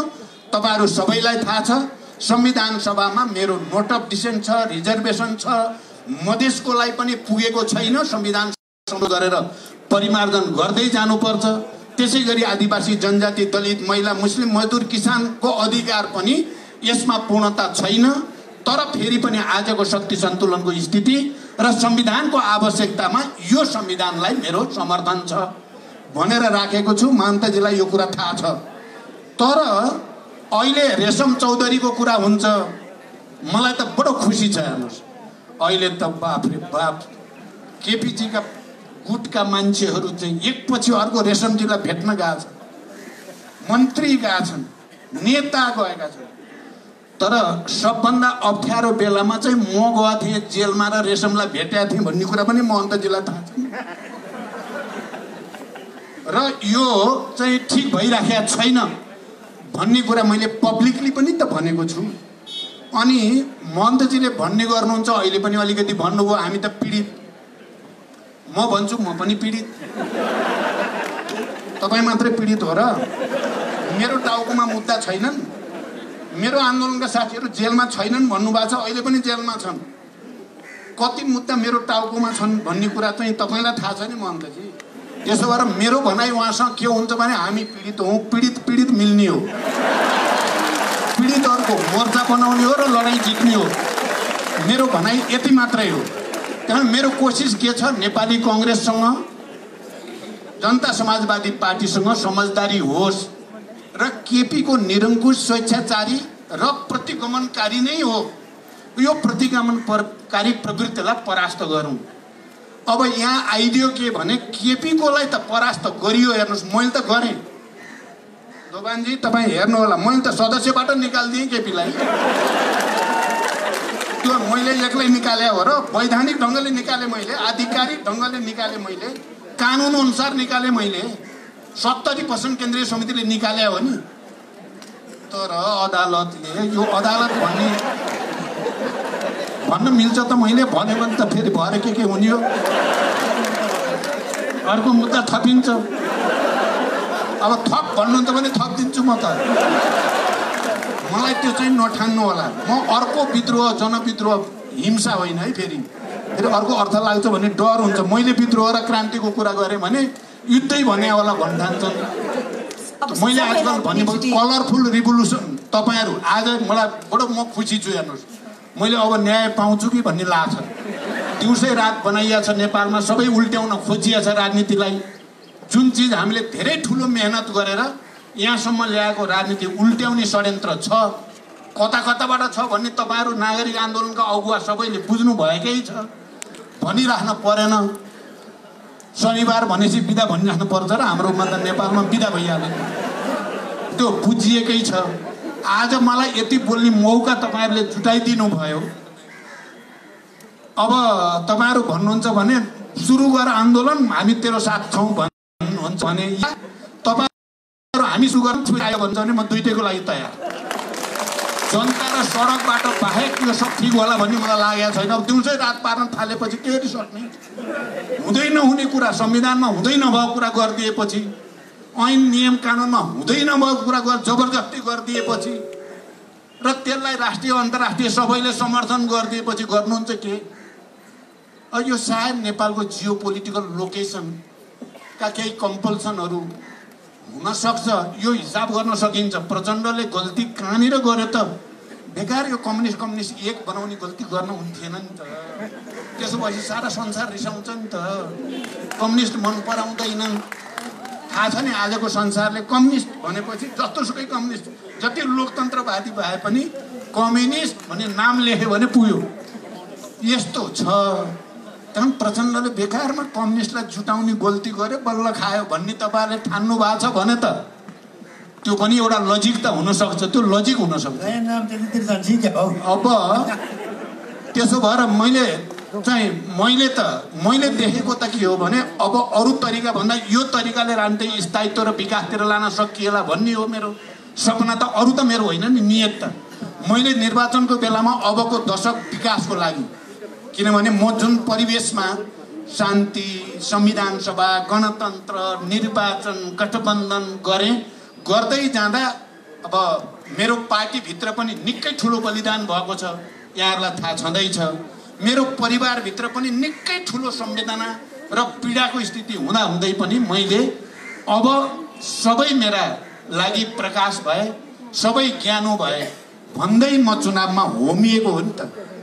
अहिले यत्रो ठुलो षड्यन्त्र हुँदा तपाईँ नागरिक आन्दोलनका सबै अगुवाले जे देख्नु भएको छ तपाईँहरूले भनिदिनुहोस् मलाई, मैले के गर्नु पर्यो, तपाईँहरूको अनुसार म गर्छु। धन्यवाद। त्यो जनविद्रोह अथवा जे भन्नुहुन्छ परिवर्तनका लागि, अग्रगामी परिवर्तनका लागि लोकतन्त्रका लागि हामी सबै तयार छौँ। तर अन्तिम प्रयत्न तपाईँले संसदमा एकपटक ठोस रूपमा गरेर देखाउनुहोस्, त्यसपछि त्यो बाटोमा जान हामी रोकिँदैनौँ। टेन्सन भएको रहेछ, 2-4 दिन ढिलो भएकोमा किन ढिलो गरिस् भन्नुभयो, त्यसैको लागि गरे हो। म लास्टसम्म अब 2-4 दिन लाग्छु संसदभित्रै, भएन भने सडकमा आउँछु। वीरेन्द्रजी अब केही थप्नुहुन्छ? मैले अनुरोध एक ठाउँबाट जस्तो छ, अब फेरि काङ्ग्रेसले त्यसलाई कति सहज बनाइदिन्छ। पहिले एउटा कुरा अनुरोध गर्नुपर्ने हुन्छ, नागरिक आन्दोलनबाट तपाईँहरूले जे कुरा उठाउनु भएको छ, केपी शर्मा ओलीको विकल्प देशले खोजा छ भन्ने कुरामा तपाईँहरूसँग सहमत हो, प्रचण्डजीले त्यो भनेको कुरासँग सहमत हो। तर अहिले लामो रूपमा उहाँले त्यहाँसम्म पुग्ने निष्कर्षको बारेमा भनेको कुरामा धेरै कुरा मसँगै छैन उहाँसँग, किन उहाँले भनेको उहाँ पुगेको ठाउँ मेरा लागि त्यो ठाउँ होइन। आज मैले उहाँलाई प्रतिवाद गर्नु आवश्यक यसकारण थिएन कि छैन पनि धेरै कुरामा गर्दिनँ प्रतिवाद, तर केही कुरामा मैले भन्नुपर्छ। जस्तो प्रचण्डजीले नेपालमा कम्युनिस्ट आन्दोलनका लागि अस्ति जनादेश प्राप्त भएको थियो, कम्युनिस्ट आन्दोलन जुटाएर राख्ने काम मेरो जिम्मा हो, त्यो गर्दाखेरि दुःख पाएँ भन्नुभयो। त्यो मेरो विषय भएन, त्यो उहाँको विषय हो, नितान्त उहाँको विषय हो। त्यो विषयलाई बोकेर केपी शर्मा ओलीलाई हटाउनुपर्छ मैले भन्न सक्दिनँ। केपी शर्मा ओलीले कम्युनिस्ट आन्दोलनलाई एक ठाउँमा राखे, 2 ठाउँमा राखे, उहाँको चिन्ताको विषय हो। मलाई देशीले विदेशीले के भन्छन् त्यतातर्फको मतलब भएन। तर मलाई एउटा कुरा पक्का के हो भन्दाखेरि उहाँले सोचेको अहिले पनि नेपालमा बलियो कम्युनिस्ट पार्टी मात्रै नेपाललाई नेतृत्व गर्न सक्ने बाटोमा जान सक्छ भन्ने निष्कर्षमा पुग्नुभयो भने मैले अहिले पनि प्रचण्डजी त्यो निष्कर्षमा सँगै बसेर कसरी हस्ताक्षर गर्ने भनेर प्रश्न डबलीमा गरेन भने भोलि तपाईँहरूसँग मैले सत्य नबोल्या ठहर्छ। त्यसैले त्यति त मैले भन्नु नै पर्छ तपाईँहरूसँग। अहिले केपी शर्मा ओलीलाई एउटा ठाउँबाट हामी लिएर हिजो अदालतमा मुद्दा जाँदाखेरि केपी शर्मा ओलीले संविधानलाई नै भत्काउने बाटोमा, संविधानमा आफूलाई मन नपरेका पाङ्ग्राहरू भत्काएर संविधानलाई अप्ठ्यारोमा पाएका थिए। त्यो ठाउँमा हामीहरू सबै सँगै उभियौँ।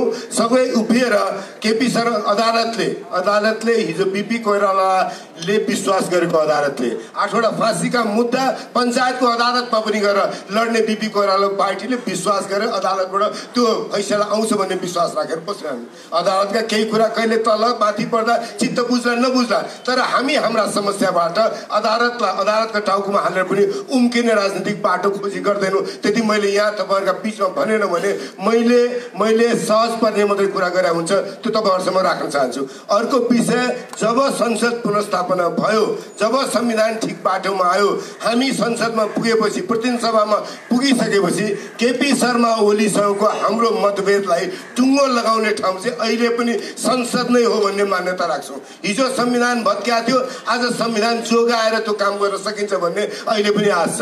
अर्को एउटा विषय तपाईँहरूसँग मैले राख्नुपर्छ, यो संविधान बनाउँदाखेरि ठिक होला बेठिक होला बहस गर्न सकिन्छ, ठिक होला बेठिक होला बहस गर्न सकिन्छ, तर सजिलै सरकारहरू नफेरियुन् भन्ने मान्यताबाट हामीले संविधानका विभिन्न प्रावधानहरू लेख्यौँ। सरकार बदल्ने कुरा कठिनाइपूर्ण बनायौँ। अविश्वासको प्रस्ताव पेश गरेपछि असफल भयो भने 1 वर्षसम्म अर्को अविश्वासको प्रस्ताव लिएर नआउने, अविश्वासको प्रस्ताव लिएर जाँदाखेरि वैकल्पिक प्रधानमन्त्रीको नाम लिएर जाने, पार्टीहरू फुटाउनलाई एकातर्फबाट मात्रै सजिलो बाटोबाट पार्टीहरू टुक्रा टुक्रा नहुन् भनेर संसदमा पनि केन्द्रीय समितिहरू हुनुपर्छ भने। तर कतिवटा विषय आज हिजोको हाम्रो अनुभवबाट हामीले अप्ठ्यारो बनाएका विषयहरूमा कहीँ न कहीँ मान्छेको विवेक बन्धक पर्न थाल्यो कि भन्ने चिन्ता लागेको छ। आज माधव नेपालको विवेकलाई नितान्त विधान र कानुन र ऐनमा लेखेका कुरालाई प्रयोग गरेर केपी शर्मा ओलीले फाइदा लिन खोज्नु भएको छ। त्यसैले माधवजीको समर्थन जुटाएर हामीले राजनीतिक निकासको खोजी गर्दाखेरि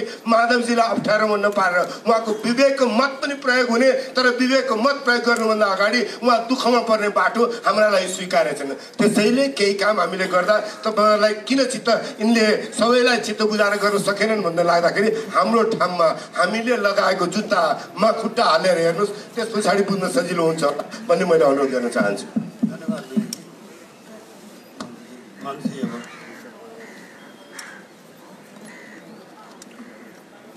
प्रचण्डजीले धेरै कुरा सही भन्नुभयो, तर सङ्घर्षको कुरा मात्रै म भन्छु। मलाई याद छ कि जब 7 दलको बैठक हुन्थ्यो हाम्रो, त्यसमा म नै पहिला व्यक्ति हो कि सम्झौता कोसँग गर्ने प्रश्न थियो एकचोटि।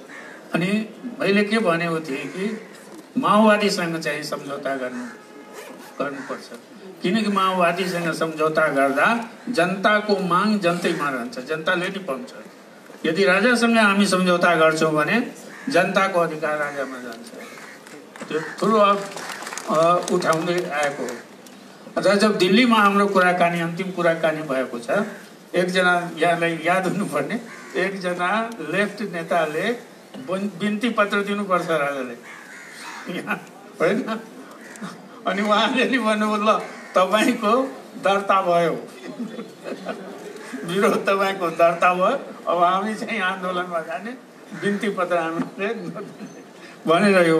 त समय समयमा मेरो भने के छ कि रिक्वेस्ट कि तपाईँ पीडित भएर पनि चेयरमा हुनुहुन्छ, माथिल्लो उसमा हुनुहुन्छ। अब राष्ट्रवादको नारा दिनुहुन्छ, त्यहाँ हामी पर्दैनौँ, प्रशासनमा हामी पर्दैनौँ, होइन? कहीँ जुडिसियरीमा हामी छैनौँ, तर उनको मान्नै पर्छ। यहाँले पनि त्यही कुरा भन्नु, हाम्रो विरुद्धमा फैसला हुन्छ, नागरिकताको विषयमा फैसला हुन्छ, ड्रेस लगाउनै पर्छ, ल अब मान्नै पर्यो, होइन? भाषाको विषयमा फैसला हुन्छ, मान्नै पर्यो। जबकि संविधानमा के छ, के लेखिन्छ? बहुभाषी, बहुजातीय, बहुसांस्कृतिक, तर चेहरा त देख्दैन नि, चेहरा त एकै किसिमको। एकचोटि सेनाले हामीलाई बोलाएको थियो, अनि 10 जना जेनरललाई चाहिँ त्यहाँ मैले के प्रश्न गरेँ कि जनरल साहब तपाईँको सेनामा त माने हाम्रो त बहुजातीय देश हो, अनेक किसिमका मानिस, तर एकै किसिमको चेहरा देखिरहेछ, खोइ त उनको जवाब आयो, खोइ त तपाईँहरूको मामा काका सेनामा छैन त कसरी भएन? अब के गर्ने, अवस्था त त्यही हो। तर पनि समयमा जुन समयमा तपाईँको एकदम आवश्यकता थियो, त्यस बेलामा हामी साथ दिएकै हो। अहिले त तपाईँ आफै अलमलमा पर्नुहुन्छ। ओलीले समर्थन तपाईँले गरिरहनु भएको छ, अनि आरोप हाम्रो माथि। हामीले के गरेका छौँ? अब सरकारमा ओलीजी हुनुहुन्छ त कोसँग जाने भन्ने आफ्नो समस्या। जेलमा परेको साथीहरूको हामीसँग जो विभेद भइरहेको छ, त्यसको कुरा कहाँ उठाउने? जनतामा त हामी उठाइ नै राखेका छौँ सधैँ, सदनमा पनि उठाएकै हो। सदनमा पनि तपाईँ जस्तै मैले उठाएको कि स्वेच्छाचारी शासन जब हुन्छ तब डिक्टेटरसिपको टेन्डेन्सी हुन्छ। हुनसक्छ अहिले हाम्रो शासकहरू डिक्टेटर छैन, तर टेन्डेन्सी त्यस्तै स्वेच्छाचारी शासन जब हुन्छ करप्सनको टेन्डेन्सी हुन्छ। हाम्रो सबै इमान्दारै होला अहिले, तर टेन्डेन्सी त त्यतातिर हुन्छ नि, जान्छ नि। त्यो त कुन बेलामा तपाईँहरूको मैले साथ विरोधमा गएको, तर आफै ऊ गर्नुहोस् न। हाम्रो मुद्दा हाम्रो कहाँसम्म सम्बोधन भएको छैन नि। त्यसै कारण तपाईँको पीडा र हाम्रो पीडा अलग अलग छ। तपाईँको पीडा हुनसक्छ सत्ताको लागि, हाम्रो त्यो छैन। पीडा त छ, तर पीडा अलिकति फरक भयो। प्रश्न हाम्रा सकिँदैन, नागरिकका प्रश्नहरू, हाम्रा जिज्ञासाहरू धेरै बाँकी हुन्, तर आज सकिँदैनौँ। हामी करिब अब सक्ने त्यो 1 घन्टामा सक्ने विचार थियो, तर त्यो सम्भव हुँदो रहेनछ। केही समय हामीले पनि लियौँ होला केही कुरा प्रस्ट्याउनका लागि। एउटा प्रचण्डजीको कुरा सुन्दाखेरि त्यो कुरा हामी तपाईँहरूलाई वाच गरिराखेकै हो। तपाईँहरूको मुख कसरी हुँदैछ भनेर हामी क्षण वाच गरिरहेको। हामी चुप लाएर तपाईँले अहिले भनेका कुरा हाम्रो जानकारीमा नआएको हामीले नदेखेका होइन। त्यही बिचमा त्यसलाई अदालतले रोक्दियो। हाम्रो खालि चासो एउटा के तपाईँहरू अलि अगाडि भएको भएदेखि अदालतभन्दा तपाईँहरू पहिला हुनुहुन्थ्यो कि भन्ने मात्रै हाम्रो एउटा हो थियो। परिस्थिति गम्भीर देखिएको छ। त्यसैले घाँटी समातेर संविधानको दफाभित्र घाँटी समातेर ननिकालुन्जेलसम्म तपाईँहरू यो निरङ्कुशता उन्मुख, तानाशाहीतर्फ उन्मुख, प्रतिगमनतर्फ उन्मुख सत्तालाई रोक्न सक्नुहुन्न। भाषणले मात्रै आउँदैन जस्तो लाग्दछ। राजनीतिमा तपाईँले भन्नुभयो दुःख हामीलाई लाग्छ, तपाईँका कुराप्रति हामी एकदमै सहानुभूति साथ हेर्दछौँ, तपाईँको प्रयत्नका प्रति।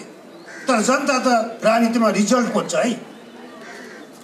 तपाईँका प्रयत्न मात्रै पछिमा सन्तोष हुँदैन, रिजल्ट खोज्छ उसले। जुन दिन रिजल्ट देखिन्छ अनि मात्रै तपाईँलाई ताली पिट्छन्। प्रयत्नहरूमा एकैबाट ताली पिटिँदैन। हाम्रो बाध्यता, हामी नागरिकको बाध्यता त्यो पनि हो। मैले बुझ्दछु, तर सबै नागरिक त्यो नबुझ्न सक्दछ। अब यो चरणको अन्तिमतिर हामी त निमित्त हौँ, धोबानजी र म। हामीसँग यतिका हाम्रो नागरिक समुदाय छ, त्यसैको वारेस भएर हामी दुईजना आइपुगेका छौँ। सबैसँग त सम्भव छैन, तर 62-63 आन्दोलनदेखि अहिले पनि निरन्तर रूपमा यो आन्दोलनमा का मोर्चामा निस्किरहनु भएको हाम्रा अग्रज आदरणीय नागरिक दाजु खगेन्द्र सङ्ग्रौलाका छुट्टै केही प्रश्न हुन सक्दछन् जुन हामीले उहाँलाई भेट्टाउन सकेनौँ। खगेन्द्रजी, अब तपाईँको मुखबाट हामी सबै नागरिक फेरि अरू केही प्रश्न सुन्न चाहन्छौँ।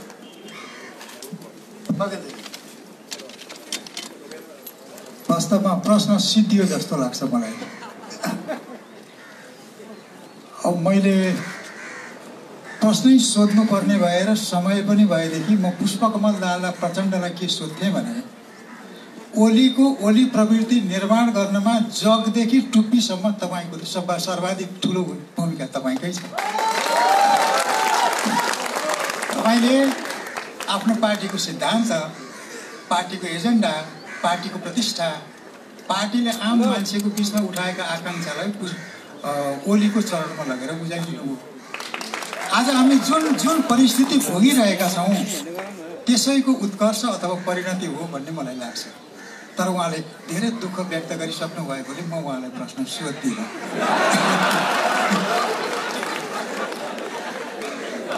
उहाँका अथाह दुःखप्रति मेरो समभाव छ।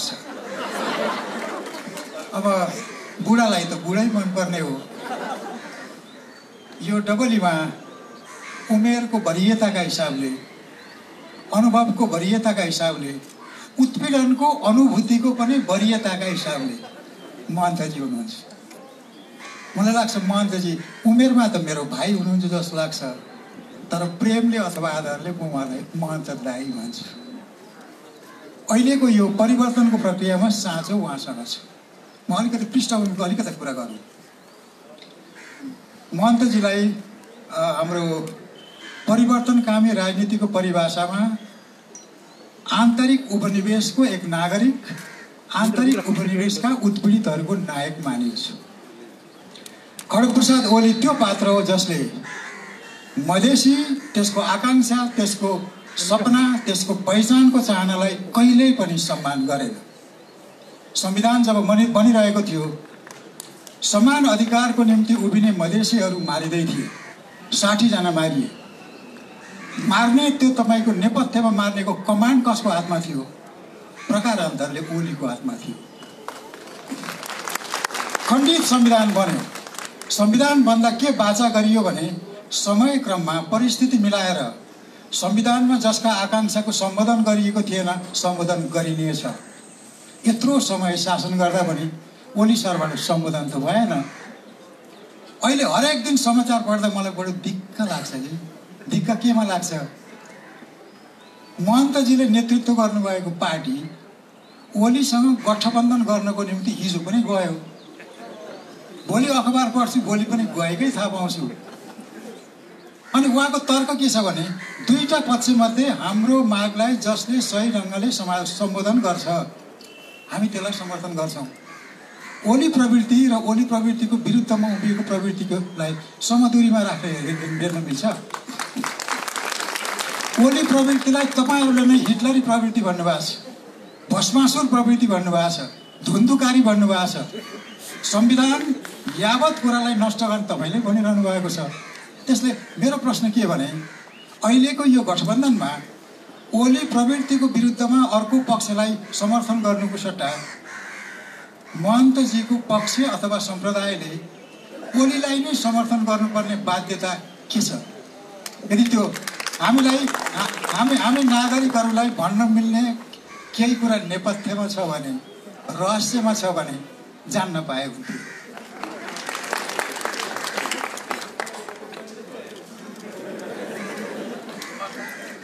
होइन के छ कि अब तपाईँहरूले जे भने पनि हुन्छ। तपाईँहरूले त मलाई प्रधानमन्त्री बनाइदिनु भएछ। मैले कसै उहाँले समर्थन बार उहाँले त्यो सरकारमा आउनुहोस् उहाँले भन्नुभएछ। होइन हाम्रो जबसम्म यो हुँदैन त्यस सरकारमा हाम्रो निर्णय भएको छैन सरकारमा। अस्ति जाने बेला अन्तिम समयमा जब आफ्नो जिल्लामा गइरहेको थिएँ उहाँले भन्नु ल समर्थनको कुरा आयो अनि होइन म तपाईँको विरोधमा छैन त्यति हो। त म विरोधमा त उहाँहरूको पनि छैन,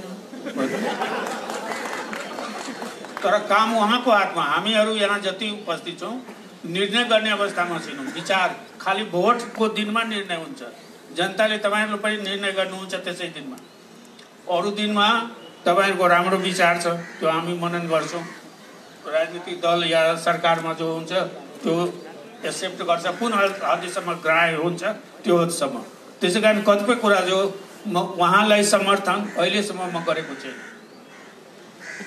सार्वजनिक रूपमा कहिले पनि उहाँले समर्थन गरेकै छैन, सपोर्ट गरेकै छैन। तर एउटा कुरा कि तपाईँ यो राख्नुहोस् म तपाईँको विरोधमा छैन त्यति भनेको हो। त्योभन्दा कुनै गठबन्धन भएको छैन। मैले त लिखित त्यही दिनु भन्दैन कि लिखित म गर्दैन, धेरै लिखित गरिसके पनि सबैसँग गरिसकेँ। उहाँलाई प्रचण्डजीलाई नै मैले भनेको थिएँ कि मलाई चाहिँ अब चेक होइन क्यास चाहियो। उहाँले मतलब अब तपाईँहरू बदलिरहनुहुन्छ, काम हुँदैन, त्यो चेकको कुनै काम हुँदैन, त्यो लिखतको कुनै काम हुँदैन। चेक भनेको त बजाउनु पर्दैन तुरन्त, त्यो हुँदैन। त्यस कारण त्यही कुरा मैले उहाँले ओलीजीलाई पनि भने कि कुनै लिखित म गर्न अवस्थामा छैन। तपाईँ भन्नुहुन्छ कि गर्न सक्छु त गरेर देखाइदिनुहोस्। त्यति अहिलेसम्म हो। अब जहाँसम्म यहाँ ऊ छ डिक्टेटरसिपको विरुद्धमा त हमेसा आखिर आवाज मैले संसदमा पनि उठाएको हो नि। साथीहरूलाई थाहै छ कि स्वेच्छाचारी शासक जब स्वेच्छाचारी हुन्छ त उसको टेन्डेन्सी। अब तपाईँहरूले डिक्टेटरसिप भन्नुहुन्छ ओलीजी त ठिक छ, स्वेच्छाचारी शासकको त्यो टेन्डेन्सी हुन्छ। उहाँले स्वेच्छाचारी भन्नुभएछ। करप्सन, तर ओलीजी आफै भन्नुहुन्छ नो करप्सन, त्यो पनि सुन्नुभयो होला होइन? उहाँले आफ्नो मन्त्रीजीहरूको त मैले के भने कि टेन्डेन्सी हुन्छ, उतातिर जान सक्छ। हुन्छ अहिले गएको छैन होला, किन सही कुरा त उनकै हातमा सारा चिज छ, सही कुरा त उहाँले भन्यो। हामीले भनेको कुरा हामी झुठो कुरा भन्छौँ यसको लागि कि उहाँबाट साँचो कुरा होस् न। साँचो कुरा त उहाँ शासन प्रशासन उनको हातमा हो, त हामी कहाँबाट? तपाईँको सद्भाव छ, तपाईँ सबैको सद्भाव छ मेरो प्रति, मलाई थाहा छ। अब मोलीजीको मन्त्रीहरू पनि गएछौँ, त्यो पनि एउटा सद्भाव हो। तर हाम्रो जेलमा परेको साथीले राहतको रूपमा के पायो त? त्यही बोली बाहेकहरू त केही छैन। त्यसै कारण हामी त वास्तविकता, रियलिटीमा वास्तविक कुरा चाहन्छौँ कि सबै आन्दोलन गरेर नै आए। ओलीजी घन्टु भाषण गर्नुहुन्छ मसँग, 14 वर्षको कथा मलाई सुनाउनुहुन्छ, कसरी उहाँ 14 वर्ष। त म त्यही भन्छु कि त्यही तपाईँ पनि जेलैमा बसेर यहाँ पुग्नु भएको छ। अब हाम्रै साथीहरू किन डेमोक्रेसी त को सङ्घर्ष गरे बेटर लाइफको लागि, त जेल के बेटर लाइफ हो? जेलमा बस्नु अगर बेटर लाइफको त जाउँ हामी सबै, तब त हामी सबै जेलमै जानु पर्यो। त्यति हो। त्यसै यस मामलामा चाहिँ केही कुनै डिक्टेटरको आखिर राजाको विरोधमा त खुलेआम आवाज लगाएकै हो नि, स्टेजैबाट बोलेको हो।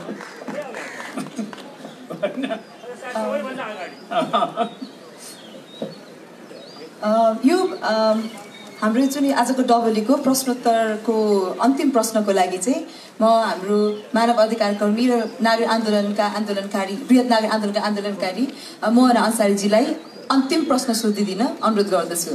धन्यवाद भगवानजी। आदरणीय नेताजीहरू, हुन त यहाँ प्रश्न मलाई पनि धेरैवटा प्रश्न आइरहेछ। यो फोरममा पुरुष नेतृत्व मात्रै किन बस्नु भएको छ आज राजनीतिक निकासको बहसको लागि भनेर मलाई प्रश्न आइरहेको छ। मलाई दुःख के लागिरहेछ भन्दाखेरि राजनीतिक दलमा महिला नेतृत्व नै छैन जस्तो पनि लागिरहेको छ। यो कारण के हो भन्दाखेरि 3-4 दिन अगाडि सारथीको नाम सार्वजनिक भएको थियो। सारथीहरू, अहिलेका प्रधानमन्त्रीका सारथीहरू त्यहाँ सबै पुरुष हुनुहुन्थ्यो। मेरो मूल प्रश्न के छ भन्दाखेरि माधव नेपालजी गइसक्नुभयो, उहाँले के भन्नुभयो भन्दाखेरि अनेक दाउपेचको नाम हो राजनीति।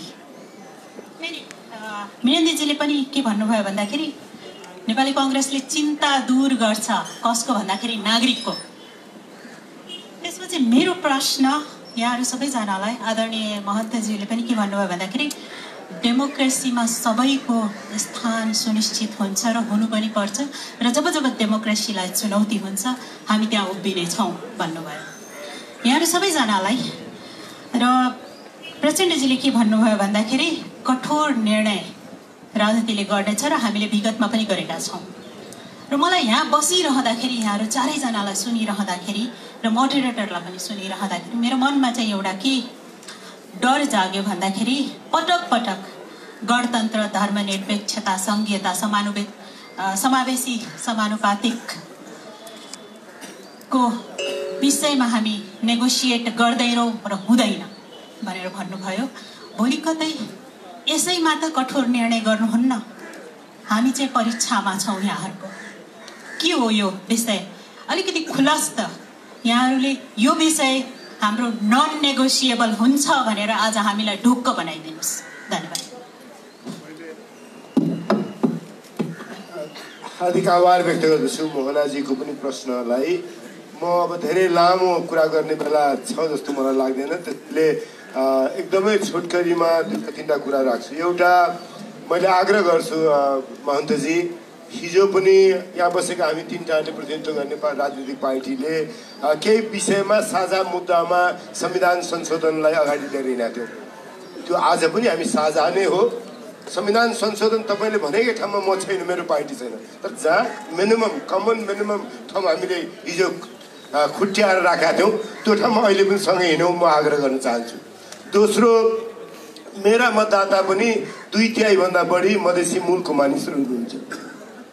त्यहाँबाट म निर्वाचित हुनुभन्दा अगाडि चुनावमा जाँदादेखि अहिले निर्वाचित भएर आएपछि पनि लगातार 3 वर्षदेखि एउटा विषयमा हरेक 4-5 दिनमा आउँछ।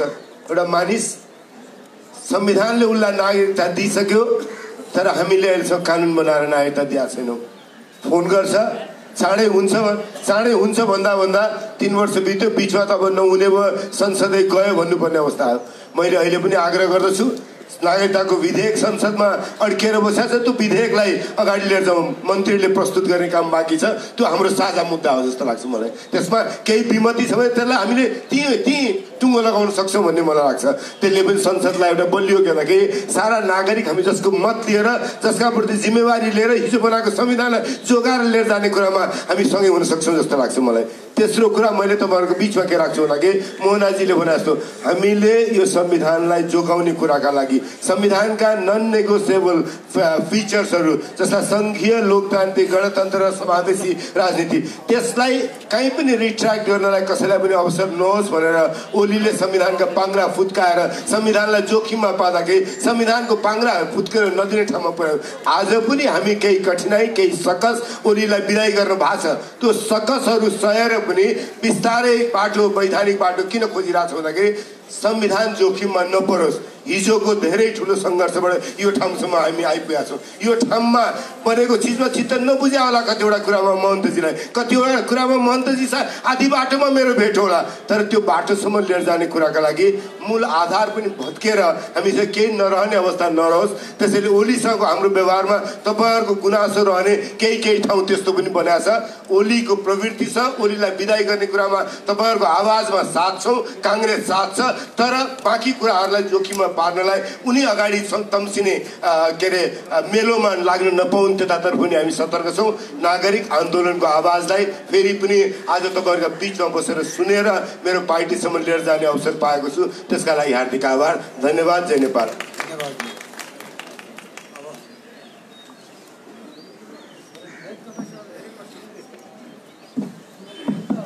अब म लामोसँग व्याख्या गर्दिनँ। पहिलो कुरा हाम्रो मेनेन्द्रजीले दुईटा कुरा मसँग सम्बन्धित उठाउनु भयो, म त्यसलाई क्लियर मात्रै गर्न चाहन्छु। कम्युनिस्ट आन्दोलनलाई एकता गरेर राजनीतिक स्थायित्व होला भनेर सोचेको, तर त्यस्तो भएन भन्दाखेरि मैले उहाँलाई सम्बोधन गरेको होइन। तपाईँले यसलाई मानिदिनुपर्छ भनेको होइन, मैले यतातिर हेरेर भनेको, मैले त यसो सोचेर गरेको भएन भनेको पहिलो कुरा। दोस्रो कुरा, सर्वोच्च अदालतको फैसलालाई हामीले असहमति सहित स्वीकार्छौँ भनेका छौँ। कारण अदालतप्रतिको तपाईँको धारणा र मेरो धारणामा आजका मितिमा फरक छैन। तपाईँलाई पनि सिधै तपाईँको पार्टी राजनीति र तपाईँको लक्ष्यमाथि प्रहार भयो भने असहमति त लोकतन्त्रमा राख्न पाइयो नि त। असहमति राखिएको छ, अस्वीकार गरिएको छैन। यो कुरा क्लियर होस्, नत्र भोलि फेरि अर्को मानहानि आउला भन्ने मलाई डर भयो। दोस्रो, अब म खगेन्द्रजीको लागि भन्न चाहन्छु, होला तपाईँले भनेअनुसार मैले ओली प्रवृत्तिका अगाडि लगेर प्रधानमन्त्री, पार्टी एकता अध्यक्ष सबै सुम्पिएको गल्ती भयो होला तपाईँले विश्लेषण गरेकोमा म सम्मान गर्छु, म अहिले त्यसमा टिप्पणी गर्दिनँ। तर खगेन्द्रजी, तपाईँ सिनियर व्यक्तित्व हो, म तपाईँबाट के अपेक्षा गर्छु भने प्रचण्डले नै त विद्रोह गरे ओलीका विरुद्ध भनेर धन्यवाद किन भन्नुहुन्न तपाईँले? प्रचण्ड त्यहाँ पुगेको थियो र त यो सबै भयो भनेर किन भन्नुहुन्न? तपाईँबाट मेरो त्यो अपेक्षा छ। म यति तपाईँको जवाफ यति नै हो मेरो। सही भयो गलत भयो त्यो अलग कुरा भयो। अर्को, महन्तजीले चाहिँ थोरै राख्न खोज्नुभयो, त्यो ठिकै हो। हिजो 12 बुँदे समझदारीको तयारीको सन्दर्भमा महन्तजी नै सबभन्दा तीखो ढङ्गले गणतन्त्रको पक्षमा उभिनु भएको, बिबिसीमा एउटा इन्टरभ्यू दिँदाखेरि गणतन्त्रै हो भनेको र माओवादीसँग मिल्नुपर्छ राजासँग होइन भनेर नेपाली कङ्ग्रेसभित्र प्रखर रूपमा उहाँले भनेकै हो। आज मेरो के मात्रै प्रश्न महन्तजीसँग हो, अरू सबै गर्न परेन। कुरा भन्नु हो, मेरो भनाइ के हो भने मधेसको अधिकार र पहिचान विरोधी प्रवृत्तिको रूपमा नेपालमा केपी ओली प्रवृत्ति स्थापित छ। तपाईँले राम्रो चिन्नु भएको छ। मेरो भनाइ के हो भने तपाईँ नै सरकार बन्नुहोस् र हल गरौँ न मिलेर भन्ने मात्रै हो। आजको भोलि 1 हप्ताभित्र हाम्रो सरकार बन्छ। महन्तजी, तपाईँ हामी सरकार भएर गरौँ न, किन ओली कहाँ धाउनुहुन्छ भन्ने मात्रै मेरो प्रश्न हो। पर्दैन बाबा, जे भए पनि मलाई त तपाईँले चिन्नु भएकै छ। म त्यही हो जसले मधेसकै मुद्दालाई 2 चोटि संसदमा संशोधन प्रस्ताव हालेको छु र त्यो संशोधन प्रस्ताव पास हुन नदिने केपी ओली नै हो भन्ने कुरा तपाईलाई राम्रो थाहा छ। अनि अहिले चाहिँ आज पनि म जस्तै हुनुभयो तपाईँ। म केही समय आज पनि कहाँ भन्दा बालुवाटार ओलीका, भोलि कहाँ बालुवाटार ओलीका। अब त्यसो भएर खगेन्द्रजी त्यत्रो रिसाउनु भएको छ मसँग। अब तपाईँ पनि दिनदिनै ओली भयो भने तपाईँसँग रिसाउँदैन है। यति कुरा हो। धन्यवाद। जहाँसम्म असमानताको यो त वास्तविकता हो। कानुनले नै देखाउँछ। जस्तै 33% भनौँ न आरक्षण छ, त्यो आरक्षण आफैले देखाइरहेको छ नि इक्वल छैन होइन। जनसङ्ख्या अनुसार चाहिँ समावेशी हुनुपर्ने हाम्रो ऊ नै छ, हाम्रो आन्दोलनको जुन ऊ थियो त्यो त अहिले भएको छैन होइन। नागरिकता कानुनमा पनि विभेद देखिन्छ महिला र पुरुषमा। त कतिपय कानुनहरू आन्दोलन आइडेन्टिटी र आइडेन्टिटीको छ, किनकि आइडेन्टिटीको आधारमा विभेद हुँदै आएको छ, त्यसको अन्त हुनुपर्छ। आन्दोलनको एजेन्डा थियो त्यस तरह होइन। कतिपय काम भएको छ, अगाडि बढ्ने प्रयास छ, तर अहिले पनि इक्वालिटी छैन समाजमा। किनकि जो सामाजिक दृष्टिकोणले हो, आर्थिक दृष्टिकोणले हो पछाडि छ, त उसलाई जबसम्म पुस गर्दैन, ठाउँमा पुर्याउँदैन, आफ्नै बलमा पुग्ने त्यहाँ अवस्था। कानुनले केही अवरोध छ, कहीँ कानुनले नै अवरोध गरेको छ। अरू ठाउँमा चाहिँ समाजको जो ट्रेडिसनल भ्यालु छ त्यो त्यस भ्यालुबाट पनि समाज बाँधिएको छ, त्यसलाई पनि तोड्नुपर्छ। त त्यो स्थिति छ। त्यस कारण उहाँको भनाइ सही नै हो। के मैनाजीको भनाइ सही नै हो। मैले खालि मोहनाजीले जो प्रश्न उठाउनु भयो थियो त्यो बारेमा मैले थोरै 1-2 वाक्य मात्रै भन्न चाहन्छु। अहिले केपीजीसँग हाम्रो व्यक्तिगत लिनु दिनु केही पनि छैन, कुनै दुश्मनी व्यक्तिगत त हाम्रो छैन। यही संहिता, गणतन्त्र, धर्मनिरपेक्षता, समावेशिता माथि उहाँले प्रहार गर्नुभएको हुनाले त्यसको रक्षाको लागि हामी अगाडि बढेको कुरा नै यसमा सम्झौता हुँदैन भन्ने कुराको सबभन्दा ठुलो प्रमाण हो मोहनाजी। म यही कुरा राख्न चाहन्छु। महिलाहरूलाई 33% महिलालाई हरेक पार्टीको कमिटीमा ल्याउनु पर्छ भनेर ऐन बनाउने हामी नै हो। हामी अब सम्मेलनहरूबाट 33% महिलाहरूलाई कमिटीमा ल्याउने प्रक्रिया अगाडि बढाउँदैछौँ। तपाईँले भनेको अनुसार यहाँ महिला नेता भइदिए हुन्थ्यो भन्ने ठिकै हो। नागरिक आन्दोलनलाई धन्यवाद, तपाईँले जे भए पनि चाहिँ सहजकर्ताको रूपमा चाहिँ महिलालाई अगाडि ल्याउनु भयो। अर्को पटक हामी पनि महिला ल्याउने कोसिस गर्छौँ। धन्यवाद। लोभाजी केही बाँकी छ भन्नुपर्ने? यसमा चाहिँ यो एउटा हाम्रो आन्दोलनकारी अनुभव अजितले भर्खर मलाई सुनाउनु भयो। हजुर, यो हाम्रो प्रश्नोत्तर चाहिँ राउन्ड सक्यो। अब हामी समापनको क्रममा छौँ होइन। अनि हाम्रो भर्खर अनुभव अजितले भन्नुभयो कि जुन हाम्रो डोनेसन बक्स तपाईँ समक्ष हामी लगेको थियौँ त्यसमा चाहिँ हाम्रो कुल 15,000 जम्मा भयो अरे। धेरै धेरै धन्यवाद। हामीलाई थुप्रै अरू राउन्ड चिया खान पुग्छ होइन, यस्तै यो भेन्यूहरू राउन्ड गर्न मिल्छ। र यसमा त्यो कृष्ण सरको कुरा राखेपछि म अन्तिम समापनको केही कुरा राख्छु। मैले भन्नुपर्ने कुरा छैन। मलाई आज के लाग्यो भन्दाखेरि केही कुरामा हामी अलिकति पछि परिरहेका रहेछौँ। यो संवाद अलिक बढी यसको फ्रिक्वेन्सी आवश्यक रहेछ। हामी आफै 1 महिना ढिलो गऱ्यौँ। 1 हप्ता अगाडि मात्रै हामीलाई लाग्यो। यदि 2 हप्ता अगाडि 3 हप्ता अगाडि हामीले यो सोचेको भए अलिकति राजनीतिको एउटा बाटो लिन्छौँ। खुसी लाग्यो आज कि करिब 3जनाको सहमति देखिन्छ। बारम्बार भन्नुभएको छ महन्तजीले तपाईँको विरोध पो गरेका छैन, कहाँ समर्थन गरेर कहाँ गरेका छौँ र हामीले भनेर बारम्बार भन्नुभएको छ। मलाई चाहिँ त्यो शङ्का पनि केही हदसम्म दूर भएको छ। प्रचण्डजीले गजब एउटा प्रश्न भनिदिनु भयो। अब हप्ता 10 दिनमा यो परिवर्तन देखिन्छ। मैले सुनिरहेको थिएँ नयाँ वर्षमा पुग्दाखेरि यो सरकार विस्थापित भएर आन्दोलन, संसद पुनर्स्थापनाको आन्दोलन गर्ने नेतृत्व गर्ने दलहरूले सरकारको नेतृत्व गर्दैछन्। नयाँ वर्षको त्यही शुभकामना सहित जुन किसिमको उपस्थिति र एउटा नागरिक आन्दोलनको एउटा आज यो प्रत्यक्ष संवादको जुन आयो अवसर जुट्यो सबैको लागि हार्दिक आभार र उहाँहरूले समय दिनुभयो। अप्ठ्यारो समय थियो, मिनेन्द्रजी बसिरहनु भएको छ, वास्तव नवीन जोशीको त्यो निधन म उहाँ विद्यार्थी छँदादेखि नै सङ्गत गरिरहेको मानिस हो। काङ्ग्रेसभित्र एउटा प्रतिबद्ध निष्ठावान र एउटा असल नेतृत्वको एउटा निरन्तर आन्दोलन लगाइरहेको व्यक्ति आज हाम्रो माझमा नहुँदाखेरि अलिकति हामी सबैलाई खल्लो लागेको छ। केवल नेपाली काङ्ग्रेसका लागि मात्र होइन, हामी आन्दोलनमा संलग्न सबैलाई एउटा यो दुःखद क्षण हो। हामी सबैको श्रद्धाञ्जली छ। यति भन्दै अब बाँकी यसको अन्तिम समापनतिर जानको लागि दोभानजीलाई फेरि माइक्रोफोन हस्तान्तरण। मैले एउटा एकदमै स्पष्टीकरण दिनुपर्ने भयो। जुन हामीले 15,000 जुटायौँ भनेको होइन, त्यो चाहिँ चिया खानुमा मैले अगाडिको मेरो टुक्कामा जोड्न चाहेर गल्ती भयो होइन। हामीले चिया चाहिँ अहिलेसम्म आफ्नै पैसामा खाइरहेको छौँ होइन।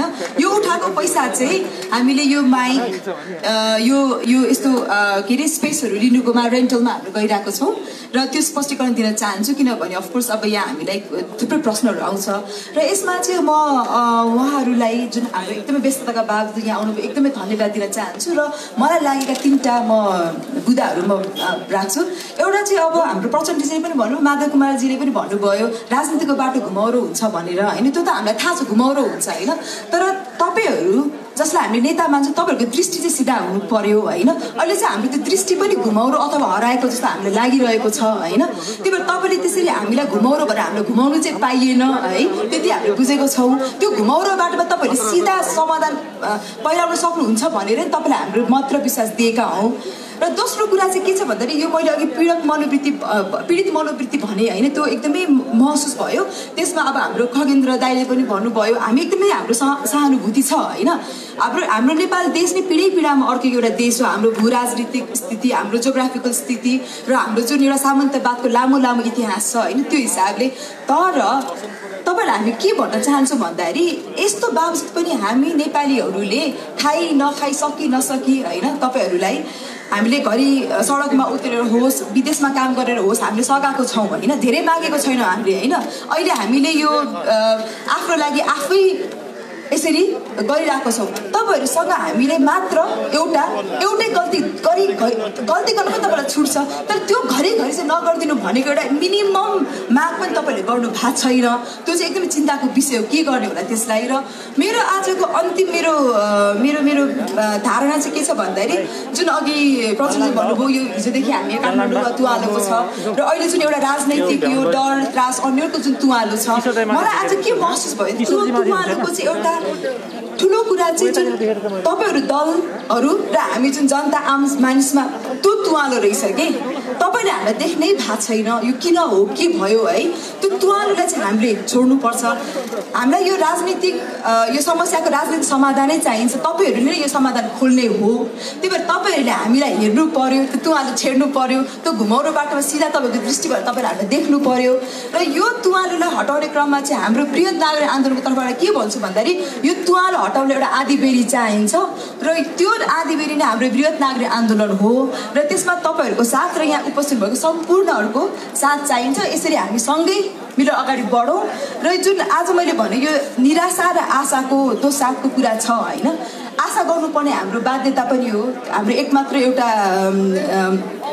अप्सन हो र त्यो आशाको बाटोमा अगाडि बढौँ। र तपाईँहरूको लागि फेरि पनि धन्यवाद दिन चाहन्छु, यहाँ आउनुभयो सबैलाई धन्यवाद दिन चाहन्छु।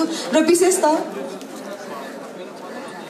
हजुर हाम्रो विमलजीले भन्नु 15,000मा 950 तर 15,950 र म फेरि पनि भन्छु कि जति पनि अहिले हाम्रो व्यक्तिगत खर्च छ चिया खाजाको त्यो हामी आफ्नो व्यक्तिगत तवमा राखिरहेको छ। हाम्रो यो पठाउको गाडी भाडाको पैसा पनि हामी आफै राखिरहेको छौँ र उठाएको पैसा चाहिँ हाम्रो साँच्चै यस्तो यो उमा गइरहेको छ। र विशेष त म आजको यो आयोजक हाम्रो आन्दोलनका साथीहरूलाई विशेष धन्यवाद दिन चाहन्छु जो यहाँ मञ्चमा हुनुहुन्न तर यो पछाडि जुन अनवरत काम गरिरहनु भएको छ उहाँहरू सम्पूर्णलाई धन्यवाद दिन चाहन्छु। र यो तुवालो जुन हाम्रो यसलाई हटाउँ होइन र यो आँधीबेरी ल्याउनुपर्छ। यो बृहत नागरिक आन्दोलन त्यो एउटा हाम्रो लागि एउटा आँधीबेरी बनेर आओस्। धन्यवाद।